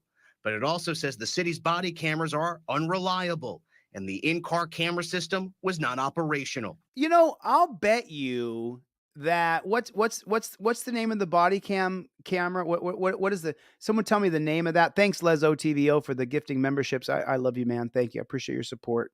But what's the name of it? Axiom. I believe that Axiom, if they're saying the body cameras are unreliable, I think that the camera company is going to have a big disagreement with them. I think the Axon, that's right. Thank you. I appreciate that, Abstract Echo. The body camera company is going to have a big issue with the cops saying that the body camera system is unreliable. I saw an interview. In lawful conduct, and his statements are truthful. But it also says the city's body cameras are unreliable, and the in-car camera system was not operational.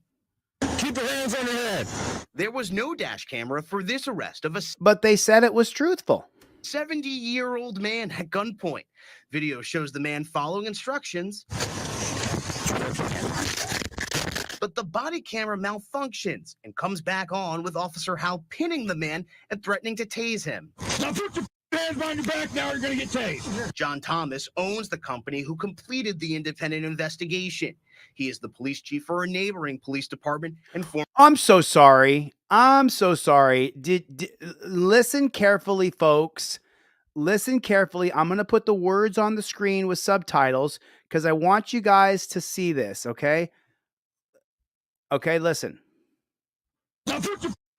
Put your hands behind your back. So who did the investigation on this JBTP? Put it in the comment section. JBTP. Write it down right there. JBTP. Listen. Back, now you're going to get tased. John Thomas owns the company who completed the what? Company who completed the independent investigation. He owns the company. It wasn't another police department. It was a company owned by the chief of police. Investigation. He is the police chief for a neighboring police department and former police union official. Oh, he was a police union official and owns the company and a police chief for another police department. Now you're going to get tased. John Thomas owns the company who completed the independent investigation. He is the police chief for a neighboring police department and former police union official. Stop. Okay, how in the flying are we going to get justice when another cop from the next town over who owns the company that did the third-party investigation, and he's a former police union member, the president of the police, what's the exact words that they said here? He is the police chief for a neighboring police department and former police union official. And formerly a police union official. And whose side is the police union on? Whose side is that? Whose side does the police union take day after day, week after week, month after month? Who is it? Who's the side that because if you were just watching this state-run media clip and you didn't actually slow it down and really, really listen, then you would go, what? How? I'm so confused here. How? You dirty pigs. You dirty pigs. Each and every one of you. Each and every one of you who's a part of this is a disgusting maggot. I'm sorry. I wish I could be nice, man. This is just such a scam. It is such a scam being perpetuated on the people. And oh, by the way, let me point out one more thing and then we'll move on here. We're going to... Now you're going to get tased. John Thomas owns the company who... He owns a company.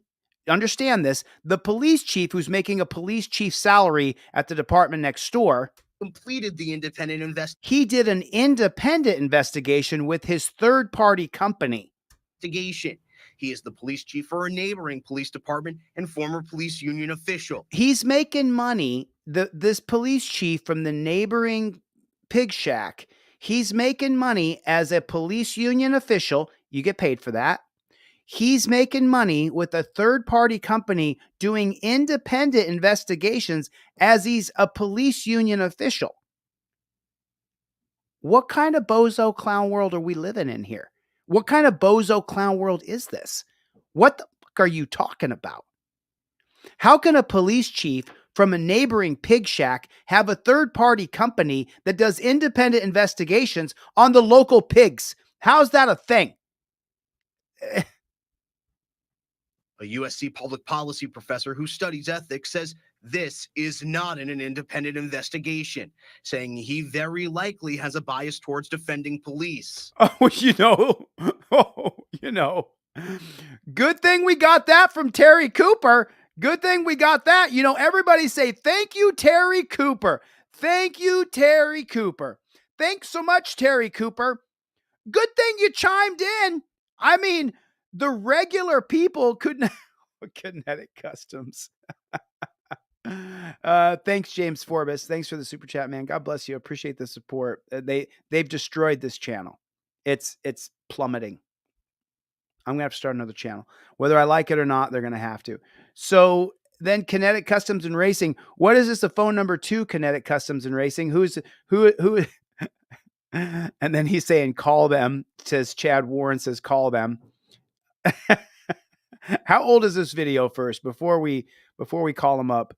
This is 1 year old. So let's take a look here. Okay. So let's take a look at I'll probably give him a call. Keep that number handy, but let's go just a little bit more here. It's not necessarily a subjective problem. It's a perceptual problem. John Pellicero also studies government ethics at Santa Clara University. He says the connections create various optics problems. It affects the trust that the public has in whether an impartial and fair inquiry into the arrest of a citizen is being conducted in a way that ensures that the results won't be questioned. Regardless, the group is being paid tax dollars to review this officer's response, while people say a narrative around town is beginning to spread. Didn't I just say exactly this? They created a third-party agency ran by cops to investigate cops, and listen to what amazingly the state-run media reports. Questioned. Regardless, the group is being paid The group, which is led by a police chief from the neighboring pig shack, tax dollars to review this officer's response. To review the officer's response. While people say a narrative is around town is beginning to spread. I was very shocked because this is not how our community police officers should be responding. Officer Howe's resignation means he gets to keep his license and benefits. That also means he's eligible to work for another law enforcement agency, and the city is not required to alert anyone who wants him about his behavior in the past. In studio, Ethan Stein, Casey, who Howe's resignation. Community police officers should be responding. Officer Howe's resignation means Officer Howe's resignation. And does anybody know the name of this pig shack right here? Can someone put the name of the pig shack in here? Well, we could give them a call. We could just give a call over there real fast here. Just give them a call real quick over there, Ohio. Let them know we seen it. We seen what was going on over there. We seen it. I'll tell you what, we's mad about Officer Howe just being able to resign. I'll tell you what, you son of a gun. You dirty what 2C, dirty nasty. 419-255-8443. All right, let's give a call over there and see what we got. Regional dispatch on emergency. Hey, how you doing today, hon? I was just giving a call to talk to the chief, the lieutenant, maybe the captain, whoever's in there right now. You want to talk to the captain of Toledo Police Department? I'd love to if I could, please. Okay, unfortunately the captain's not here. I can give you the number to the central station. The central station? Yep, the Scott Park station. No problem. Go ahead. That is 419. 419. 245. 245. 32. 46. 3246. 419. What's that middle part again? 245. 245-3246. That is correct, sir. Okay, thank you, ma'am. You're welcome. Let's go with them. 3246.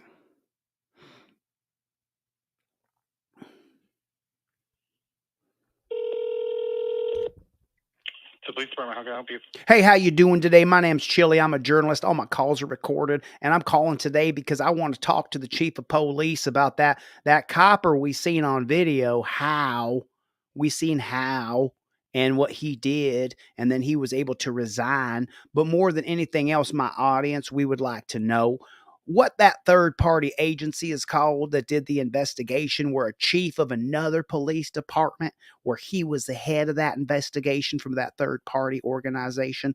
And so we was hoping to get a hold. I'd like to know the name of that third-party organization, because the taxpayers' dollars are going there. So we're just chasing down the money here. You know, we back the blue around here, officer, just so you know. We're big cop supporters, but when we seen what we seen today, you know, I just had to give a call over there right away, let you know how upset we was. Well, best I can do is I can get you in touch with our either our community service or our public information officer. You kind of mumbled through that. Could you try that again? I'm sorry. You could do what now exactly for me? I can get you in touch with our public information officer. I can't comment on anything. Oh, but do you know what the case I'm talking about? I do not. Oh yeah, this is a case where Hal he attacked a dude who was in torture cuffs. He jumped on top of him, started beating on him, and then he was ironic about this case is that right before it came down, he was able to go ahead and resign, meaning that he can go ahead and keep that peace officer certificate. Is this Ohio or Iowa? I'm not sure which state this is. This is Ohio. Ohio, that's right. So in Ohio, you know, you know, there's. In a lot of states, there's more good cops and bad cops. We know that. We back the blue. But in Ohio, it feels like there's more bad cops than good cops, don't it?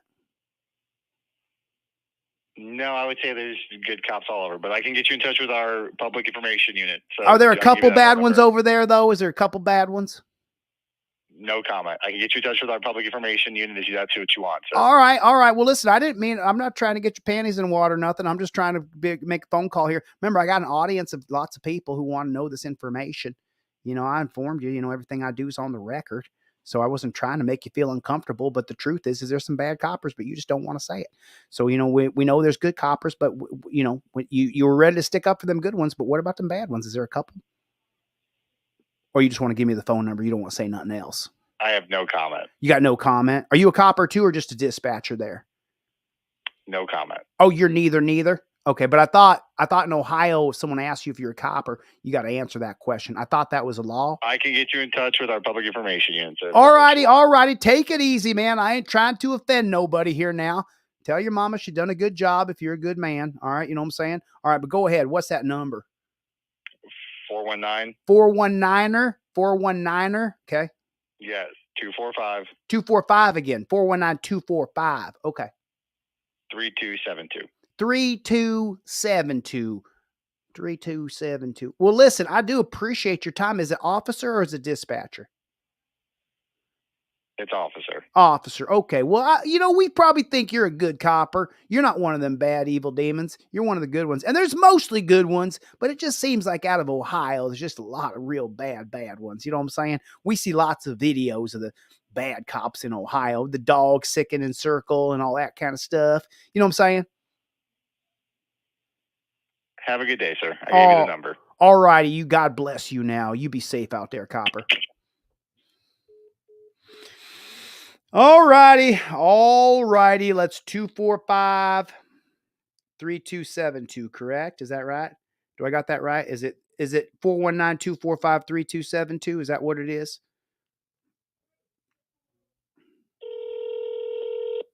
If you're a good man.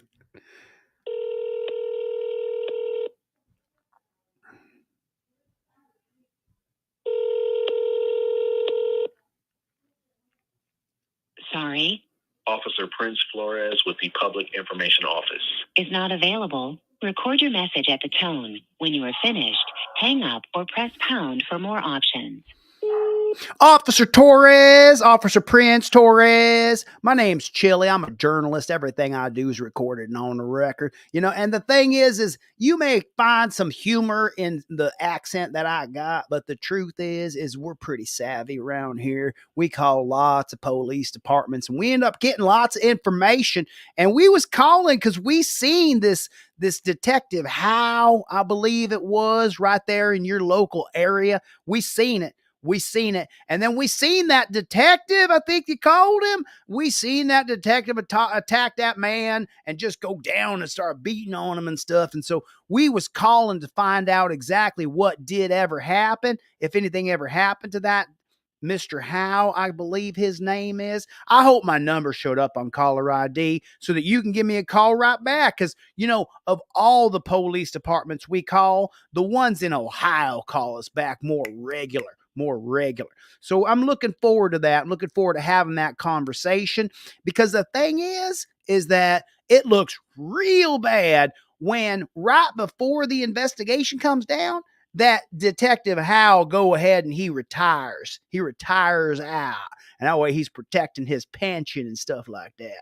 You see what I'm saying? So around here, we back the blue around here. Tell you that right now. I got a blue stripe across my chest. There's a blue stripe down my car. In my bathroom, on my shower, I got a blue stripe line down the middle of my shower. You know why? Because we back the blue around here. But I'll tell you what.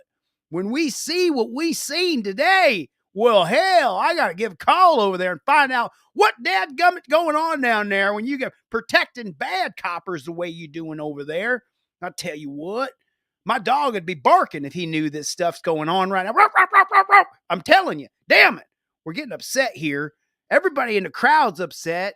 Everything I do is public record. There's nothing I don't do that's not public, all right, copper? And we want you to handle the bad coppers, all right? That's what we want you to do. And you ain't doing it. That's why I'm calling. My number showed up on caller ID, so you hit me right back. I don't mean literally hit me, copper. I mean hit me back on my celly, all right? We'll be talking to you real soon, partner. You have yourself a beautiful, beautiful Wednesday afternoon. What number is this, Kinetic? What number is this one right here? What number is it? What number is that, Kinetic? 641. Is that the same state? Are we calling the right place here, Kinetic? I'm just trusting you here. And this is about Deputy Howe. Is that correct? Yeah, is that the right number? I don't want to call some random number. I don't want to call some Ragnar. Ragnar is the name from Atlas Shrugged. I mean, it's just all right. All righty. He gets to keep his license and I'm very shocked because this is not how our community police And it's Detective Howe. officers should be responding. Officer Howe's resignation means he gets to keep his license and benefits. That also means he's eligible to work for another law enforcement agency, and the city is not required to alert anyone who wants him about his behavior in the past. In studio, Ethan Stein, KCRG TV 9 News. Okay, so let's call. Hang on a minute now. You know what? Here's the thing. Every time I do a live stream, so did I call the wrong one? I called Ohio.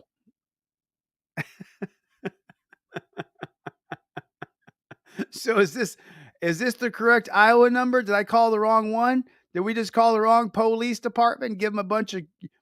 Is that Kinetic? Put that number back up there. Is this? Let me see what the Iowa prefix is here. Iowa prefix 61. Is that 641? 641. Is that it? That is Iowa.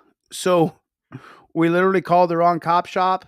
Did we call the wrong cop shop? Is that what we did?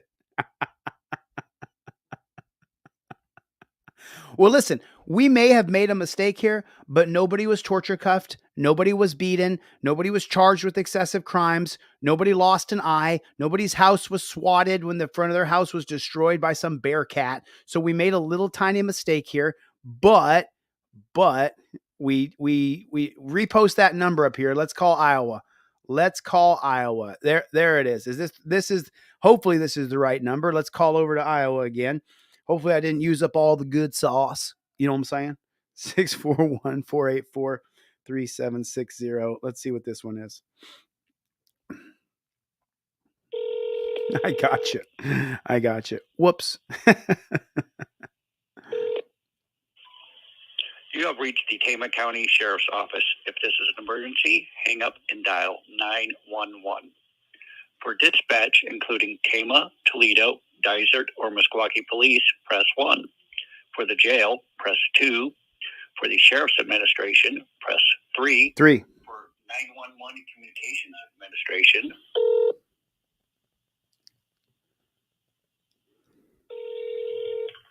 Sheriff's Office. Sheriff's Office, how you doing today? I'm trying to get a hold of the sheriff.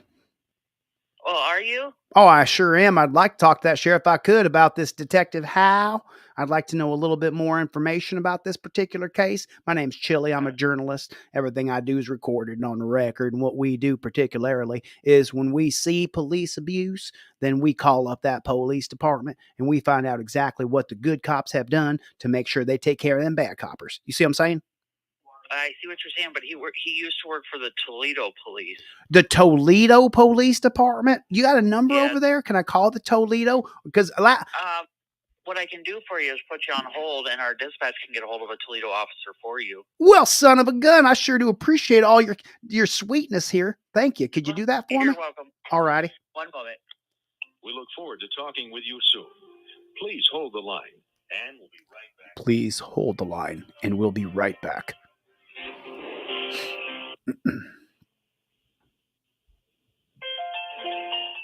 Come on, man.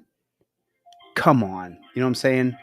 Can't be here all day talking this kind of craziness right now. Come on now. Press.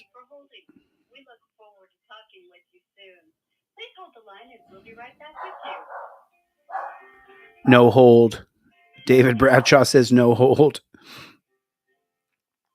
Joel, what's going on, buddy? Everybody say hello to Joel. Hello, Joel. What's going on, buddy? Good to see you. Press 1 for police officers. I pressed 1 for police officers. I didn't get any, though. Oh, yeah. This is OTVO, no bootlicker. That's a good one.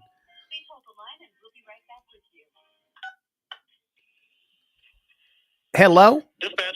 Dispatch. Hello, are you there? Oh, I could have more money. I could be a little taller, have a little bit more success. But my name's Chili. I'm a journalist. Everything I do is recorded on the record. And I just call because when we see things like this from bad police, we know that the good police are right behind that bad copper and they're going to make him pay for what he has done.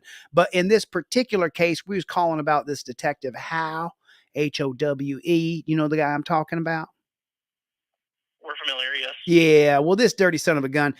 How come it is he was allowed to retire right before that investigation took full effect and we could fire him and he could pay the price that a citizen would pay for breaking the law the way he did? Okay, I don't have an answer for that, unfortunately. Shoot. I can get you in touch with somebody that can maybe get you that answer or refer you on to someone else who can. Unfortunately, that investigation was handled by the Toledo Police Department. Oh, so this ain't Toledo? No. This is, we're affiliated with, we're just our own entity here that handles 911 for the county. But I can get you in touch with them. Oh, you're your own entity? Okay. Could you tell me this? Who was that third party entity that the police chief owned and they did a third party investigation with the owner of the company being the police chief? Do you know the name of that company?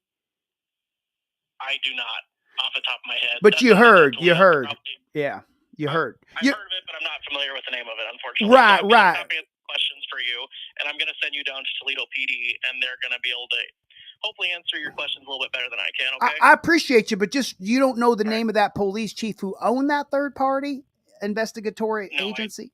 I'm not familiar. So there's nobody knows nothing so far, and we called 3 different places, so I guess we'll just keep on trying. All right. So you got a number you can give me to Toledo? I'm going to transfer you down to him. Okay. I'll hold on then. Thank you for your time. I do appreciate that. And back the blue, officer, back the blue. Sure. All righty. Absolutely. All One moment righty. here. I'm going to transfer you to Lieutenant 1 with Toledo, okay? Lieutenant 1. I got that. Thank you. Yes. All right, Okay. one moment. All righty.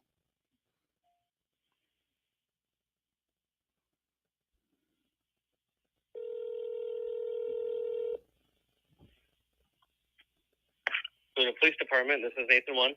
Is this Lieutenant 1? Did I finally get a hold of a police officer? Hey, Lieutenant, how you doing? I'm okay. How are you? I'm doing all right. My name's Chili. I'm a member of the media. Everything I do is recorded on the record. And I know a lot of people like to make fun of my funny accent, and I know I was raised like this, but I'll tell you what, we're pretty savvy around here. We do get to the bottom of things, and sometimes we get results.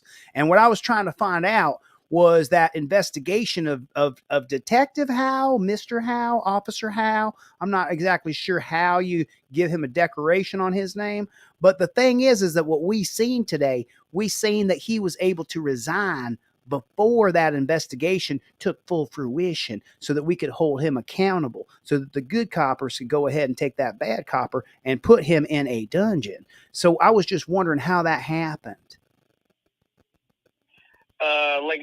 The investigation has a timeline on it, and he obviously resigned before that investigation was completed. Well, I mean, I'll tell you what, though, the state-run media, ABC, CBS, NBC, they said that it was crazy that the investigation hit its culmination, and then he just boop up and resigned right there the day before it was turned in, meaning that someone had tipped him off that they knew the investigation was not going to be in his favor. And then when he resigns, what that does is it keeps a bad copper on the force.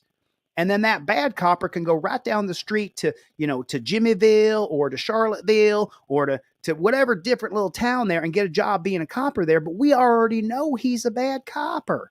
Do you see what I'm saying? And we back the blue around here. I want you to know that. We're a big blue backing group. Okay. So I just want to know what happened to Detective Howe. Did he get a job right down the street at another police station? My understanding is that he has not been employed, but I really don't know. I can't verify that for you. I have no real contact with him since then. Oh, well, I'll tell you what, you certainly are polite. I'll tell you that. Thank you for your courtesy. I certainly do appreciate it. I just had another question. I don't have too many more, but the mainstream media, we call it the state-run media around here because we're independent journalists. And what we found is the state-run media had said that there was a third-party organization that had done the investigation on Detective Howe. But the thing is that third-party agency was owned by the police chief of another police department right down the street. Now, and he was also a member of the Police Unions Association. He was a representative. And we know that while we love the police union, we also know that sometimes they can just see things one way. So what's the name of that third-party agency that police chief owns, and how much tax dollars were given to that particular agency? That's not a question I even know the answer to. Well, shoot. Yeah, we don't have no answer so far today. Not that high up on the list, I tell you what. I know who the guy is, and I know that he they say he works just down the street. I mean, yeah, Highway 30, 45 minutes from here. What's his name? What's the police chief's name who owns that third-party agency, and what's the name of that agency? I believe B. John Thomas. B. John Thomas? Can be found. Yeah, all that stuff can be found in the news article, I believe. Well, I mean, you know what I'm saying? It's like picking up pieces of a puzzle on the bottom of the ocean when you really get into it and you're trying to chase down. Because, we know it's 95% good cops. We know that. Most of them, that's why we back the blue so hard around here. That's why also, though, we go after those, 1 or 2% of bad cops. And we do the best we can to chase them down and to stamp them out of our good police. So I was just wondering. Right. So what'd you say his name was again? John Thomas. John Thomas. Do you know the police department that he's the chief of? He'd be at State Center. State Center? So that's State Center, Iowa? Yeah. State Center. And it's not uncommon to find law enforcement in positions like that where they would, have experience in the use of force and things like that, where they would offer their. Well, around here though, we call that a conflict of interest. When you got a so-called third-party agency that's led by police doing an investigation on police, around here, around the independent media, not the state, ABC, CBS, all them, they're going to say, oh yeah, sure, we understand that, but not around here, independent news. No. We know that when there's a police chief in the head of a third-party agency, it's not a third-party agency, it's another police agency. That's what we think around here. And I'm going to give a call over to, gosh dang it, maybe B. John Thomas. Is that right? B. John Thomas at State Center, Iowa. Sure, yeah. I just want to make sure I got it right. You know what I'm saying? I don't want to get it incorrect because to get you, I had to go through 5 different phone calls. And now I got a real cordial, responsive officer on the phone. And I sure am appreciative to you. I'll tell you that right now. Thank you, sir. Okay. Yeah, I don't know, I don't know your agency or organization or what you're necessarily driving at, but I'm saying, a third party is really just a third party opinion, someone who's not invested in the outcome. Oh, I'm sorry. Well, let me tell you, we're First Amendment Auditors United. What's that? Huh? We're first. That's not an uncommon practice to hire that out and have somebody give you their end game on it, because you don't want to look like you're partial to the outcome. Oh, but it does. It does. It looks real bad. I mean, because just so you know, thousands and thousands of people, tune in to the media that we report on here. And like I said, everything I do is on the record. I record everything. I make sure that there's always a backup of everything that I ever report, just to make sure that I keep my integrity on the line here. Because when thousands of people watch and listen to you, if you don't do it right, you get run right out of town. You know what I'm talking about? Now, so we're going to get a hold of this B. Thomas over there at State Center. Let me ask you this. What did you do different? What would I have done differently if I was you? Yeah. Would you have done an investigation at all? Would you have? Oh yeah. Well, first of all, I wouldn't hire a third-party agency that had a police chief at the head of it. I would get an independent agency. I mean, if I was in charge, first of all, are you aware of any agency that would do that? Well, so if I was in charge of Iowa, if I was the governor of Iowa, what I would do is I would create a third-party agency to get all the body cam and dash cam, and then the police would no longer have access to those, so that we could have a real true third-party investigation. And then I would have memory sticks inside of a helmet. I would put helmet on our police officers to protect them.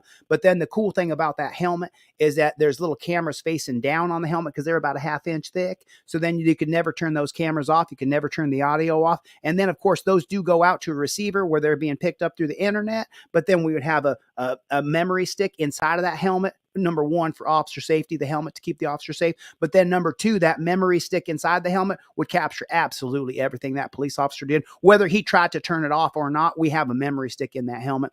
And then, of course, what I would do is I would create a third-party agency of former prosecutors who are no longer working for the state in any regard whatsoever. And those third-party prosecutors, they would then prosecute police officers. It would have nothing to do with the current district attorney in another county over, because again, he's going to be reliant and be held by the police to a certain level of accountability. So the entire system is done completely wrong. What you're thinking, but I don't think that's available. Well, but it could be with the right governor in place. Technology that exists like that, and I'm aware of no other agency that you're.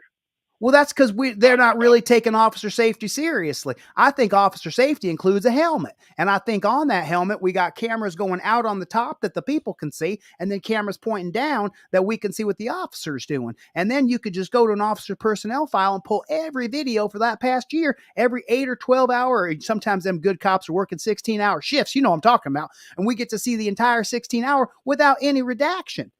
You see what I'm saying? And that should be public record. Yeah. And don't get me wrong. I mean, there's definitely some things to think about there, but you're talking about a small town department and a budget that limits even some of the access we would have to equipment. Well, it's ironic that you would say that it's a small. All those things come into play, as well as some of the stuff you're bringing up just doesn't seem to it's not even an option. So Well, it's not an option. How come though? Because there's no leadership. You know that. There's bad leadership in America. Look at the two there's choices we just no got. product. I don't believe there's a product that exists that you're describing. No, there is no helmet for police officers because they don't really take officer safety as seriously as I do. So there should be a helmet. But the cool thing about that helmet is that there would be a memory stick in there so that no matter what happens, unless that helmet is absolutely destroyed by like an RPG or something, we're always going to get that video recording. Because the biggest problem that the people have in my little journalistic circle, which is just itty bitty, but the people that have a problem with some bad police officers, because again, most of them are real good, is the problem that they keep turning off the body camera. And then once again, on this particular case, I believe there was some camera missing, wasn't there? Some footage missing. And they said, oh, shoot, cam footage was missing or something like that. And then, of course, now the big problem, I'm not aware of which one you're referencing or what that is, but I believe that the camera footage was all accounted for. I could be mistaken. Oh, well, shoot, I'm more than willing to stand corrected by a good officer. I appreciate you, sir. But the big impropriety here, the big red flag here is that third party agency ran by a police union police chief. That's the big deal going on right now with my crowd and my people. They're real upset about that because we don't believe that you're going to get a true third party agency. Well, is this ran by the chief of police? I mean, so, and maybe you're familiar with how it works, or maybe you're not, but the idea that a third party has their opinion put out there really isn't the end all be all. It's a recommendation or like just an organized report of the event with a recommendation following. So there would be that third party opinion. You could choose to agree with it or disagree with it. And then the other problem. The whole point is that you have somebody else organizing it and putting it together with their opinion as well. It's not the end of investigation or the end of the opinion, I would say, but I feel like that's third party is really just backing up either, whether you agree with it or disagree with it as an agency. Well, the problem that a lot of people have, and like I said, we got a great big blue stripe running right down the middle of this channel. We back the blue. But the problem that a lot of people are having is that when you get these investigations and then right before the findings of the investigation come out that day before, that Detective House somehow, he goes and resigns and protects his pension and protects himself. And the thing is that that's a problem with having a police investigate themselves. And that, it's just an optics problem here for the police, because we know that 9 out of 10 of them are real good. Well, but the problem is the understand optics that here. It looks bad. The trust of the public would be, I understand the trust of the public would always come into question in scenarios like that. I don't know that there's any outcome or result of anything you do that would gain the trust back shy of time and proving over time. Oh, no. Let me ask you a real quick question here. Just imagine this. Imagine a former prosecutor. He owned that third party organization. And he's the one that did that independent investigation. And he no longer is tied to the state where he relies on a paycheck. And he no longer, because you guys do work with the prosecutors day in and day out, don't you? Aren't the police and the prosecutors, they're pretty good friends. Most of the cops that I know call the DA backup. So if you have it's an interesting relationship, but I would say we're familiar with them. Yeah. Sure. So you guys are real chummy around there. Yeah. And so we know that. Everybody knows the deal. It's just, so the thing is that when you have a true third party, the head of that third party is not a police chief from another police organization just down the street. And that's the problem people are having. That's the reason why I'm calling you. Like I said, man, we're a little more savvy than I know. What you're highlighting though and underscoring is just a lack of trust in law enforcement all around, which I understand exists. Oh yeah. I do, but unfortunately, most prosecutors aren't familiar with police policy, aren't familiar with police procedure. Most prosecutors are not. I thought they were. Not everyone would be. Oh, so you need a cop then to. You need a cop then to review that. It's got to be another copper. It can't be a third party that. Well, I can tell you, it just depends on your prosecutor and their experience. I mean, when you say that, honestly, a cop, a law enforcement officer is going to understand, the questions that are happening, the things that are going on inside the head of an officer, the things he's thinking about and juggling at the time. I can tell you, a prosecutor isn't going to be your best. He's not going to be your best example of that, or he's not going to have the most knowledge about what a cop's thinking at the moment he's thinking it, right? Oh, so then you're what? I'm sorry. How was your name again, sir? I apologize. It's Lieutenant One. Lieutenant One. Oh, your name is actually One. Nice to meet you, Lieutenant One. That's a great last name, by the way. Yeah. I wish I had something so simple. But so the thing is, though, what you're saying is, it sounds like what you're saying is that you need a police officer or a former police officer or union police officer representative. Well, yeah, because training is a part of the equation as well. Oh, it's right? training. So there's training and policy and all those things that come into play when a law enforcement officer is making his decisions, right? Mm-hmm. And I'm going to tell you that your county attorneys or your prosecutors, your district attorneys, whatever you're referencing, they're going to look at the law. They're going to be able to know what the law states, jury instructions, what precedent has been in the past. But you're not going to have that, the training, the equipment, knowing how it works, knowing what you should be thinking, and how you should be handling this situation. A former prosecutor they're could not never there do for the that. It has to be a cop, is what you're saying. Well, I would argue that they are a better source. Well, but don't you feel like maybe, that. maybe, that the police, a former police officer or someone who's a union rep for the police union, don't you think they're going to have a little bit of bias? They have a little bit of bias toward and be on the cop side because. Well, I think in most cases, if you read the report, it's not going to be a biased report. It's not biased? It's going to be a factual report. Okay. It's going to be a factual report. It's going to be at this time, this happened, these things went down. Now, I can tell you, I haven't read the full report, but I'm going to tell you, even as a law enforcement officer, I may have bias in an investigation, but I'm going to still document the factual side of it. I might, in my head, think, well, this is how this has played out in the past, right?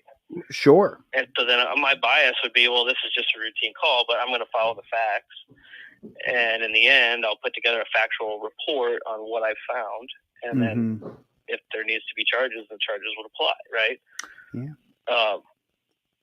Same with these reports. It's done the same way, where you're collecting the information, you're collecting, when things happen, the occurrence of the events, and then you're also able to take into account the weight of the training, the weight of the experience, the weight of the weight. You say the word the weight of the training. Yeah, like the weight. Yeah, that yeah. like so on my it's, back that I have to do.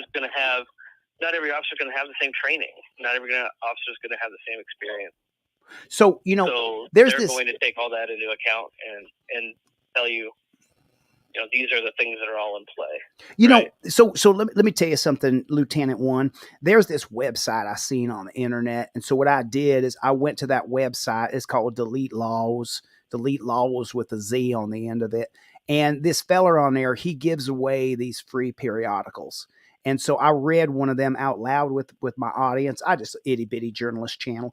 And what I did is I read this commission from 1994, and it was called the Mullen Commission, Mollen. Listen, Lieutenant One, you can get it yourself on Delete Laws with a Z. Delete Laws. I don't know why it's called that, but Delete Laws with a Z.com. And then I downloaded this periodical called the Mullen Commission. Apparently it was a 3-year study on police done by a federal judge named Milton Mullen. And what they did is they gave a bunch of police officers immunity. And what they found is that internal affairs was completely inept, underfunded, and more than that you had police investigating police. And so it just didn't get done ever. And it also went on to say in that Mullen Commission, which was a 3-year study where they gave a bunch of police immunity, they said that lots and lots of police, they lied on some of their reports. They said the majority of police lie on reports. Now, I don't know if that's true or not. I think most police are good, upstanding men and women. But I do believe that a portion of them probably do. And they said that all police, all ALL. Sorry about my accent, but they said all police, what they do is lie on reports. And that the way they get police to lie on reports is they'll introduce them to violence. They'll bring them on a call and have them do violent things and then hold that over their head that if they don't lie on the report, that they'll reveal the violence they did on a call. And so that was just, I'm just giving you a little tiny bit of the Mullen Commission, but I read that Mullen Commission and I just, every time now I see police investigating police, I always just reference back to that Mullen Commission, which, by the way, it's big. It's a big book. I mean, if you're a reader, you're going to like it. But it just says in there that the police, what they're doing is that they're protecting themselves. It's called the Blue Wall of Silence. I think that was in the Knapp Commission in 1972. That's also available on that website, Delete Laws, and it's free. It don't cost you nothing to read it. And there's another one on there called the Wickersham, and that goes back to like 1930 something, 1931.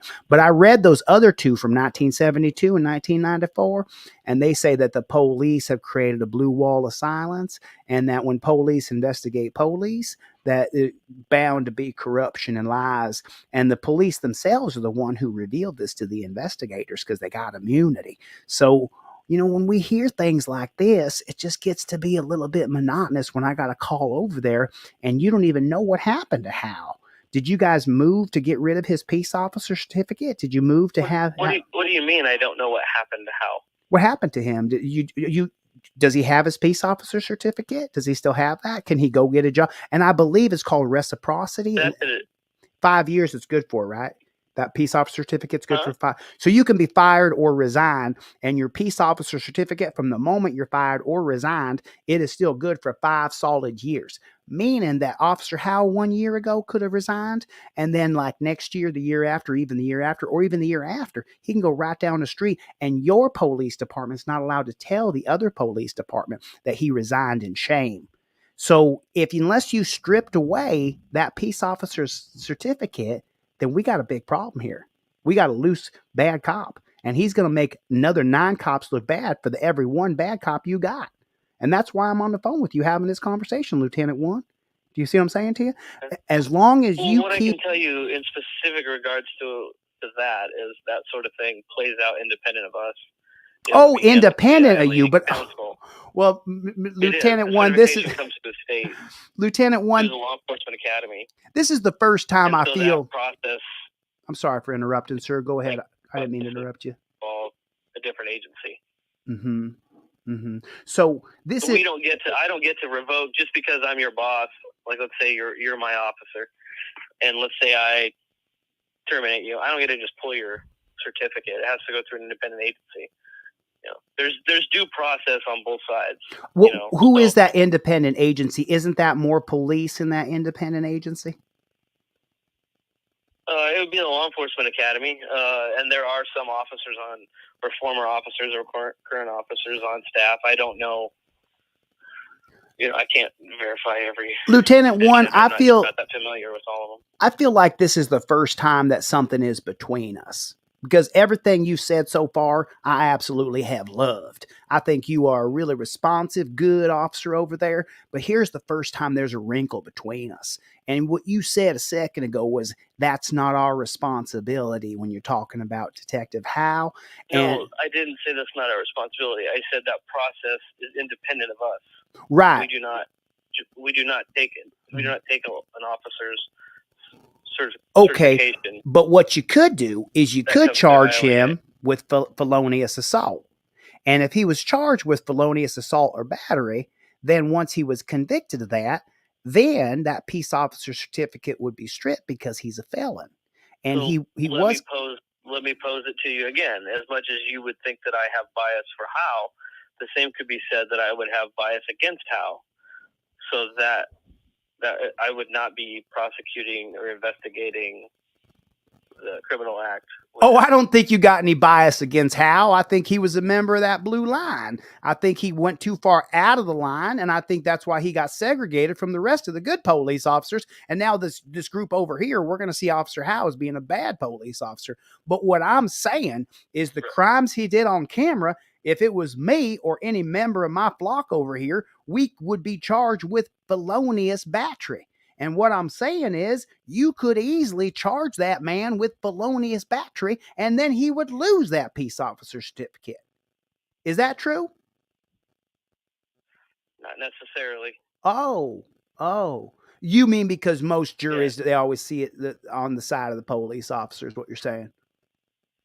No, I mean to tell you that there obviously, due to the relationship, there would be a conflict of interest for any investigation, one way or the other, for or against Hal. Well, don't you want to get rid of the bad coppers so that we can respect the good ones? Don't you want the public perception to change? Because right now, I mean, let's kind of off topic here, but don't you think that right now the relationship between the community and the police officers is pretty bad? Don't you think it's pretty rough right now? I think it's pretty bad. I've never seen it as bad as it is right now. I see people walking up to police officers and just cursing them out and telling them they're dirty, nasty pigs and all this stuff. And we seen that. We seen it on video. And we just thought to ourselves, well, why is that happening? And the reason that's happening is because of people like Detective Hal, who's not held to any account, that the day before the investigation is going to culminate, he magically resigns to protect himself. And meanwhile, the people go to jail.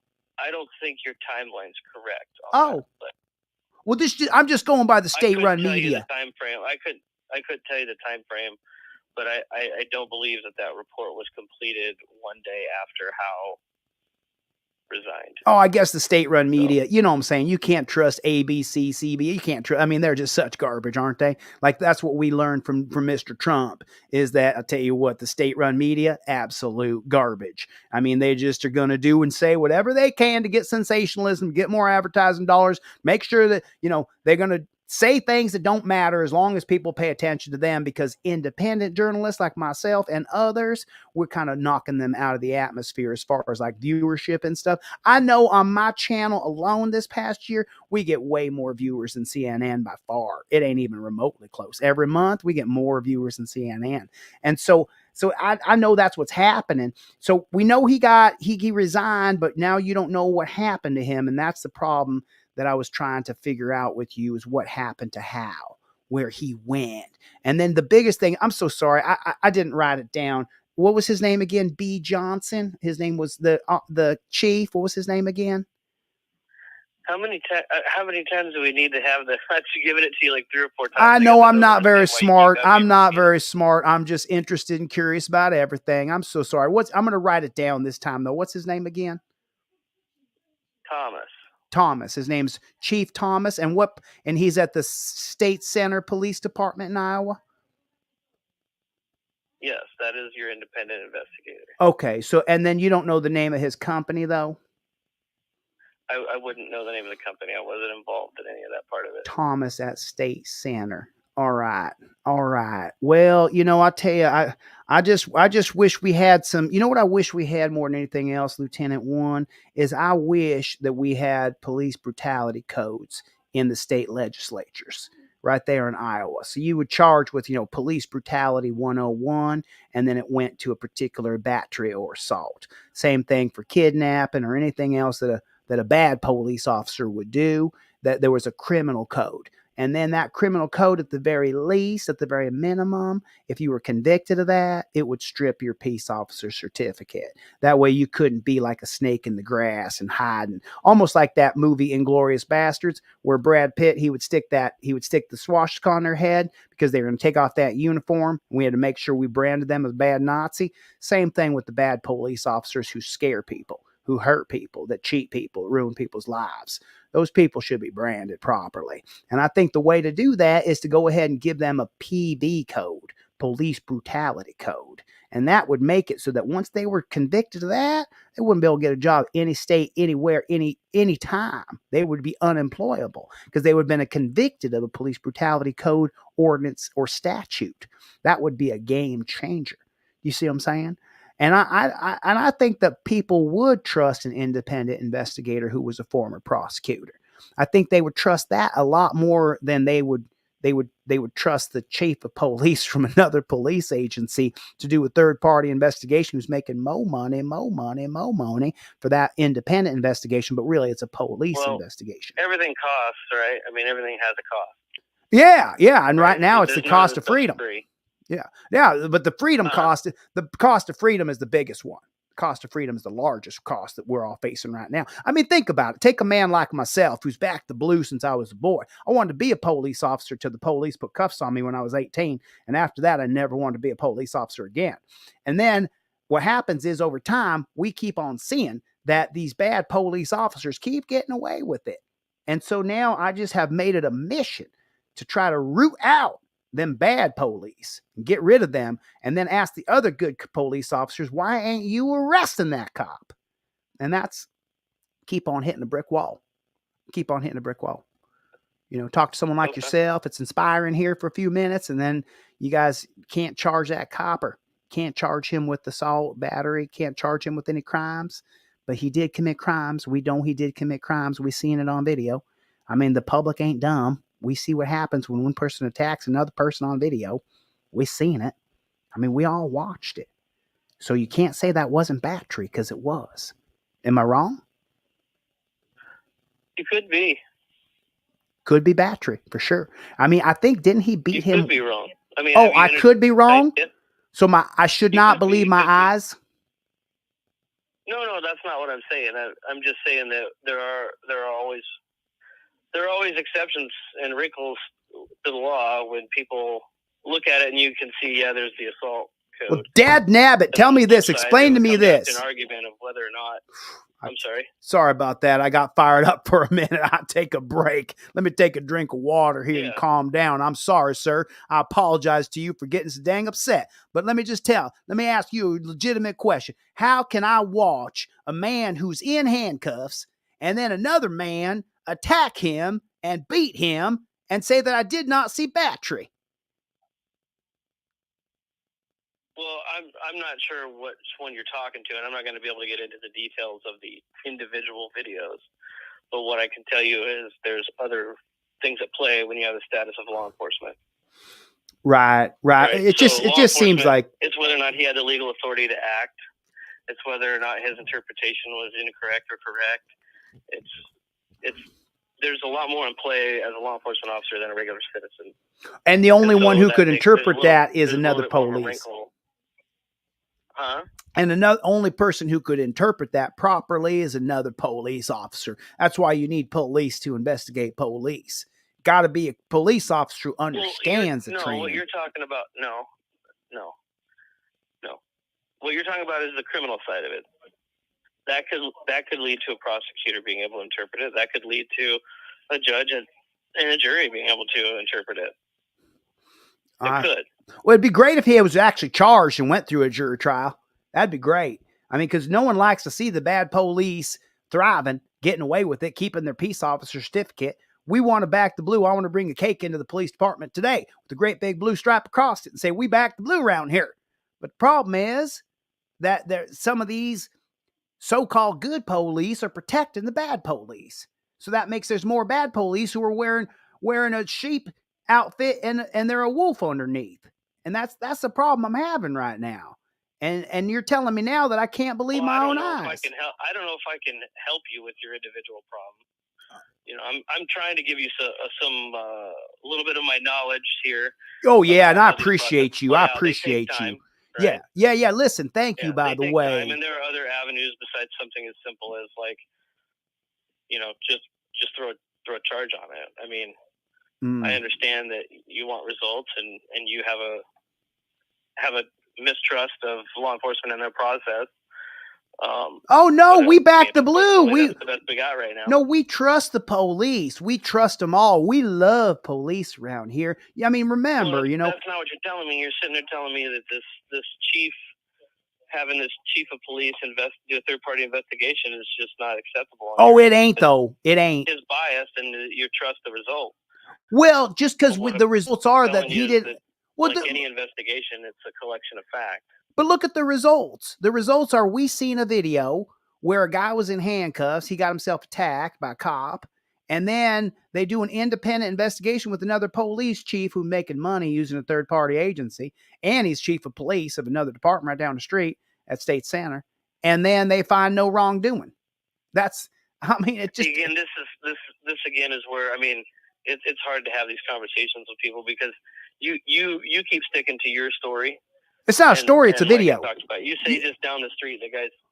What's your email address? Would you mind if I showed? Thank you, Hannah. Would you mind if I showed you the video that I seen so that you can understand the reason why? Listen, you have this idea that I'm biased or somehow unprincipled when it comes. Everybody does have bias, right? And that's what I'm telling you.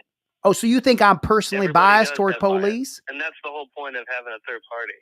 But the third party was a police officer. And I know it doesn't eliminate all of the questions. Right? No, Lieutenant One, the third party. It certainly the is third a step in the direction of impartiality or the intention of impartiality. Now, I don't know. However you choose to interpret, it's up to you. But it's on video, Lieutenant. Lieutenant, nothing was done. Lieutenant, I'm talking about a video. You can see what happened, and everybody can see it. Remember, I most of my audience, people listen to me, is on the right. Most of them is Republicans, and as you know, I honestly don't care what political affiliation you have. I'm just saying. What I'm telling you, I'm not able to sit down and discuss the individual stuff because there's still things in play, right? All righty. So I'm not able to discuss it. All righty. Okay, but what I'm giving you right now is just my insight as to the process, and that there is a process still in play, and that's all I can tell you. Could I send you an email so you could watch the same video that I seen and my audience has seen, and then we can discuss that video? I have more than likely seen the video. You seen I'm it? just not able to talk the details with you. Right. Makes a lot of sense. Makes a lot of sense. End the conversation. Oh, you got to go now? I just can't. There's just nothing I can discuss. It's out of my hands at this point and above my opinion. So. All right.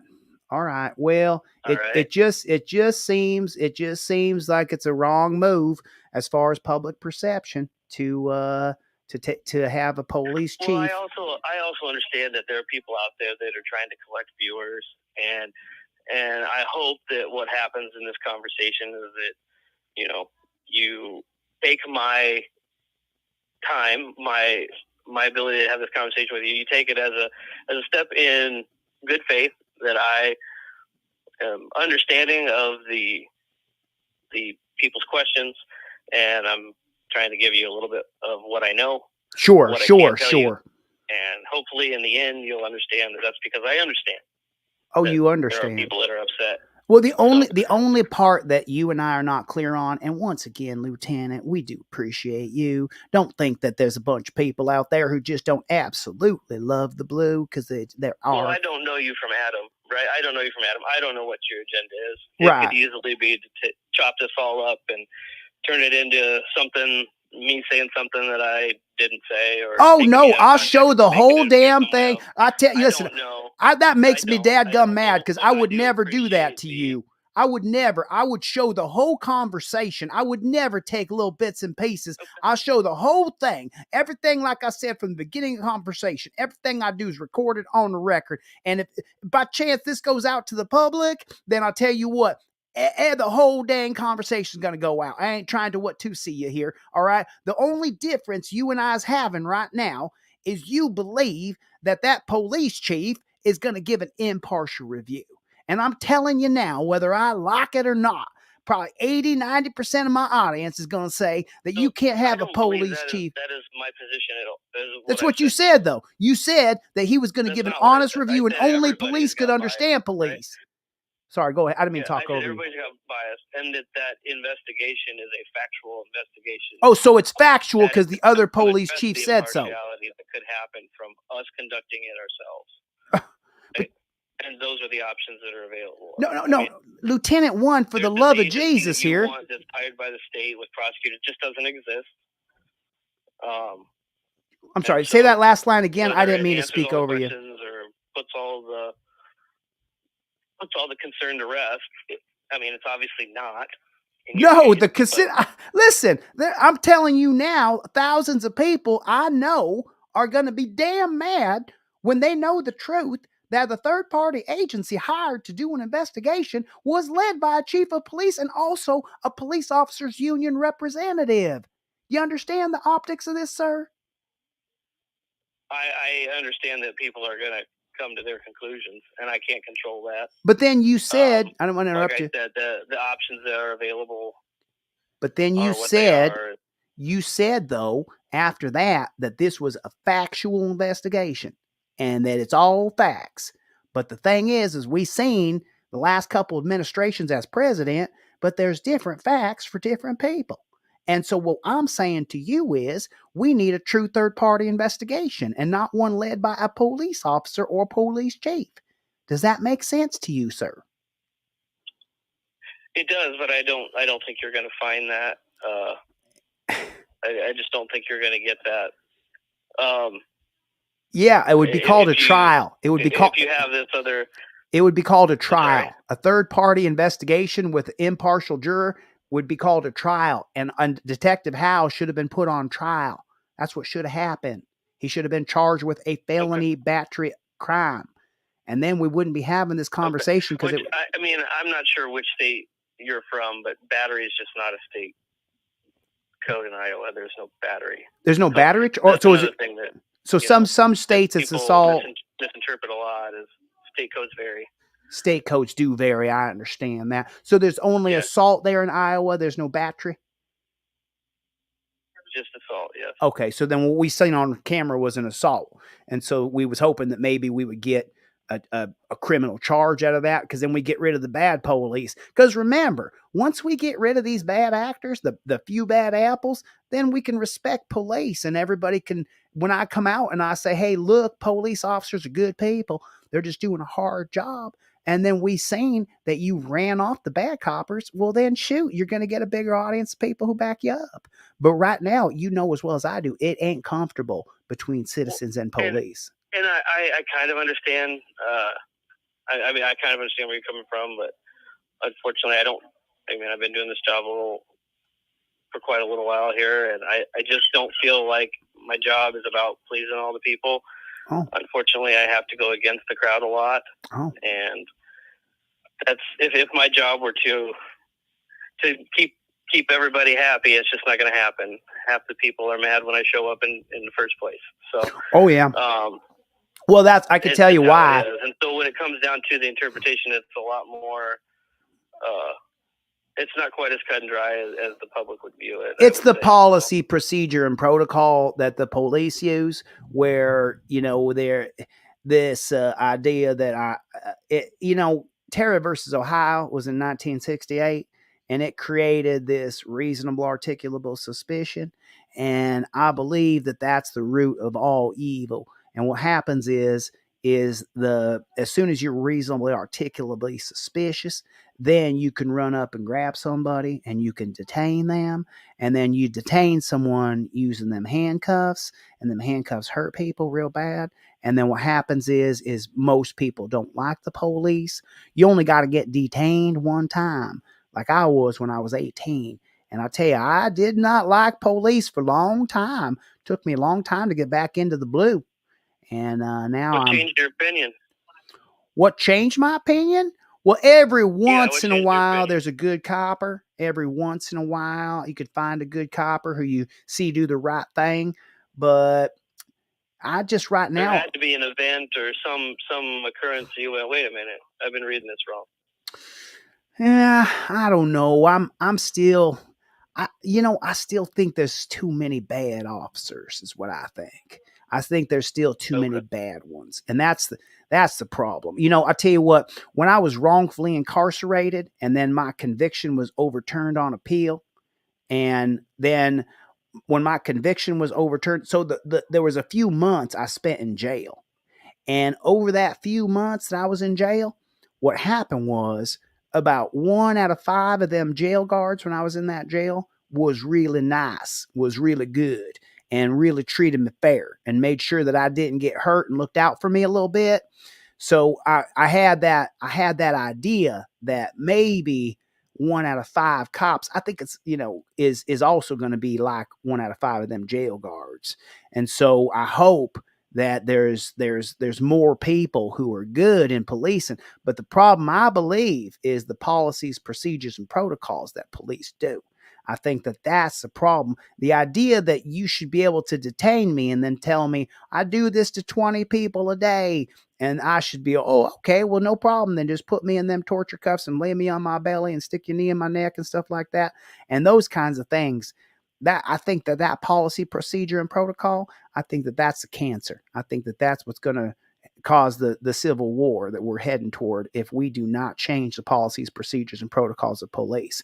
I mean, the group of people that come in and watch my channel and listen to the things that we say, a lot of them want to defund and then restart rights protectors, not law enforcers. And the more we move to a surveillance state, if we continue law enforcing, well, pretty soon everybody's going to be arrested for everything, because you can't even walk down the street without breaking law some way. So I'm hoping that there's more good cops and bad cops, but it looks bad. It don't look good right now. It looks real bad. That's all I'm saying. And then this conversation with you, I'll put this out on the air. People will get to hear it, and they'll get to decide whether or not what you're saying makes any sense. Like only a police officer can investigate a police officer. I don't think very many people are going to agree with you there. You know, I mean, I don't need to be a police officer. I don't need to be a plumber to know my shitter don't work. You know what I'm saying? I don't got to be a school teacher to know my kid can't read. You know what I'm saying? So it's like you got some big problems going on right now. That's kind of the beauty of the whole thing, right? Is everyone does get their own opinion, and everyone gets to come to their own conclusions. You know, I've heard that from police before, but the thing is it's not an opinion. The handcuffs are torture, absolute torture. And the idea that if you can get a finger in there, well, I'm not torturing you, is not an opinion. It ain't an opinion. I've done the social experiment one time where I put handcuffs on my cousin, and after a few minutes, she was in a lot of pain, and she backs the blue too. So, she said they got to change, and so it's a lot of police officers will tell me that, because I'll walk right up to police and have a conversation with them, and they'll say, oh, well, that's your opinion. You're welcome to it. Well, if that's my opinion, well, then let's put you in them handcuffs and let's see how you do. And then the police will say, oh, we do that in training. And I say, well, no, let me put them on you cop style, like I'm mad at you. And then let's see if you want to change your opinion on the handcuffs. But that's, from my opinion, from my perspective, is that as long as you continue to put people in them torture cuffs and put their hands behind their back, I'm 220 pounds and I'm 5'8". So you put them cuffs on me with my arms behind my back, my shoulders are going to hurt within 10 minutes. 10 minutes out, you take me out of them cuffs 10 minutes later, my shoulders are sore for 2 days.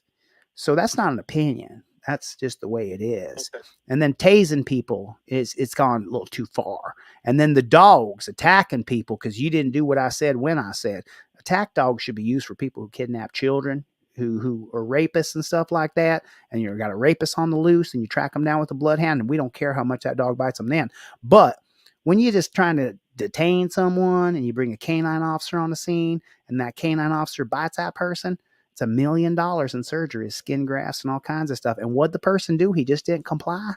And that's a big problem, So, what I'm saying? I mean, we got some big problems here, Lieutenant Warren. I understand where you're coming from. I do. Yeah. I just don't know that I can fix it for you. Do you got an email address? Let me shoot you over an email, and then you can take a look at this video, and then from there, I'll let you go. I'm not interested. I'm going to be honest. I'm not interested in it. I have seen it. I know I've seen all the videos that you're talking about. Oh yeah, you've seen all of them, huh? So you seen all of them? You've seen all the videos? Okay.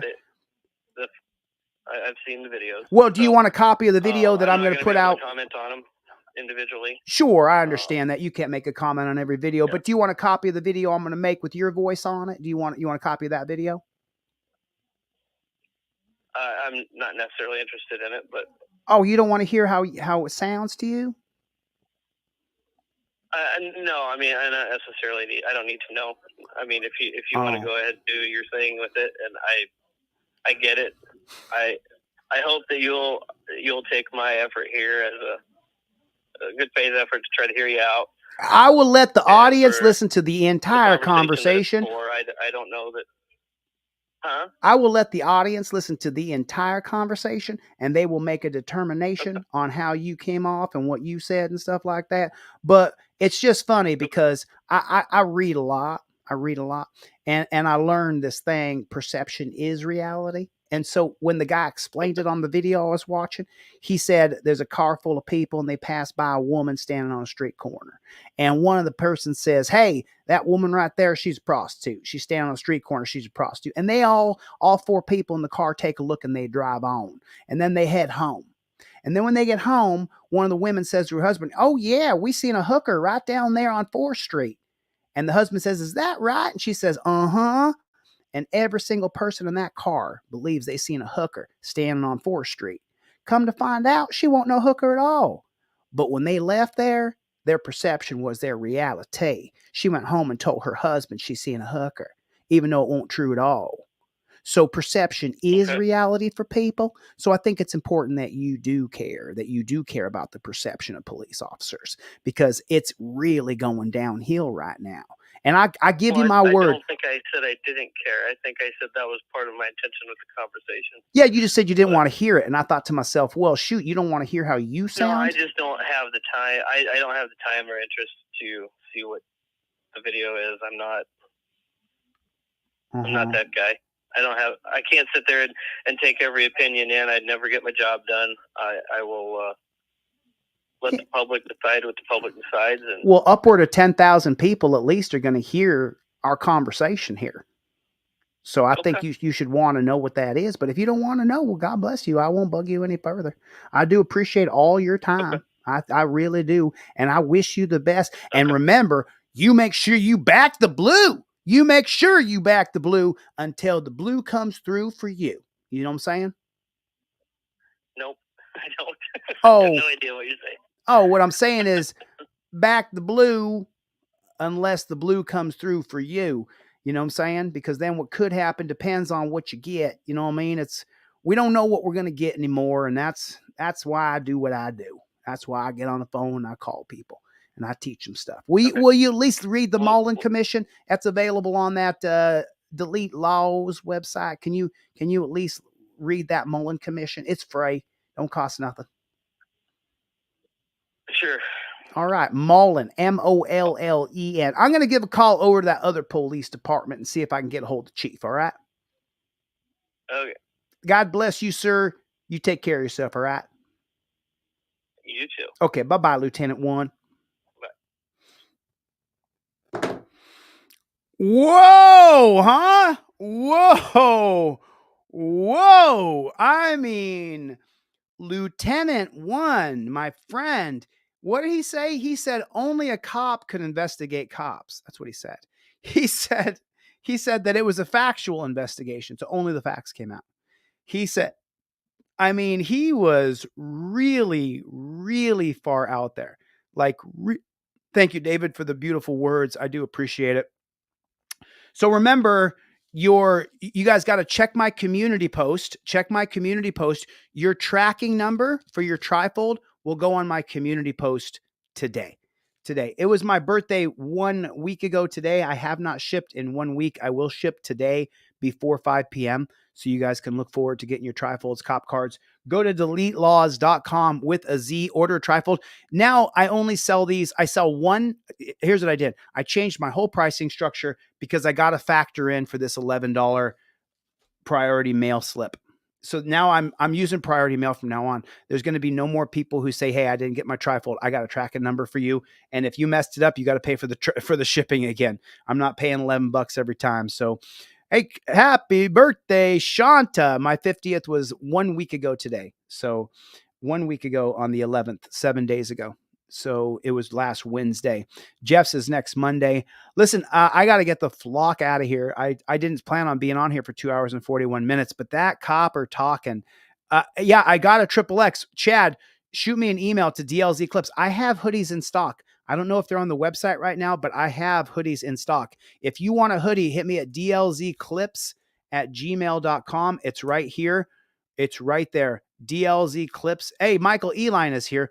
Not to the gym, my friend. Unfortunately, I've got to ship out I haven't shipped in 1 week. So people who ordered last Tuesday got your shipment. If you order on Wednesday, it's a week later. You still haven't got it. You're going to have a tracking number. You'll be able to find the tracking number in my community post. If you ordered anything in the past week, you get a tracking number. Everything either goes priority or certified from now on. From now on, today, everything goes out priority or certified. If you want to reach me, hit me at dlzclips@gmail. dlzclips@gmail. KT, Michael Eline. I'm losing the fat weight. It's slowly starting to coming off, but shoot, I got to get the flock out of here. Thanks for coming to my TED Talk. All the regulars, all the moderators, God bless you. Thank you for coming. Team DLZ members, thank you so much for coming. Get a trifold in your car. I still give you the cop cards for free. Don't tell anybody. You still get the cop cards for free when you order a trifold. So if you order, I think I have a $12 trifold now, plus $11 shipping and handling, because that's what it costs to send it out. Priority mail. I still give you a pair of cop cards for free. All right, I'm going to get the flock out of here. Thanks for coming to my TED Talk. I'll see you guys on the next one. Later, Gators!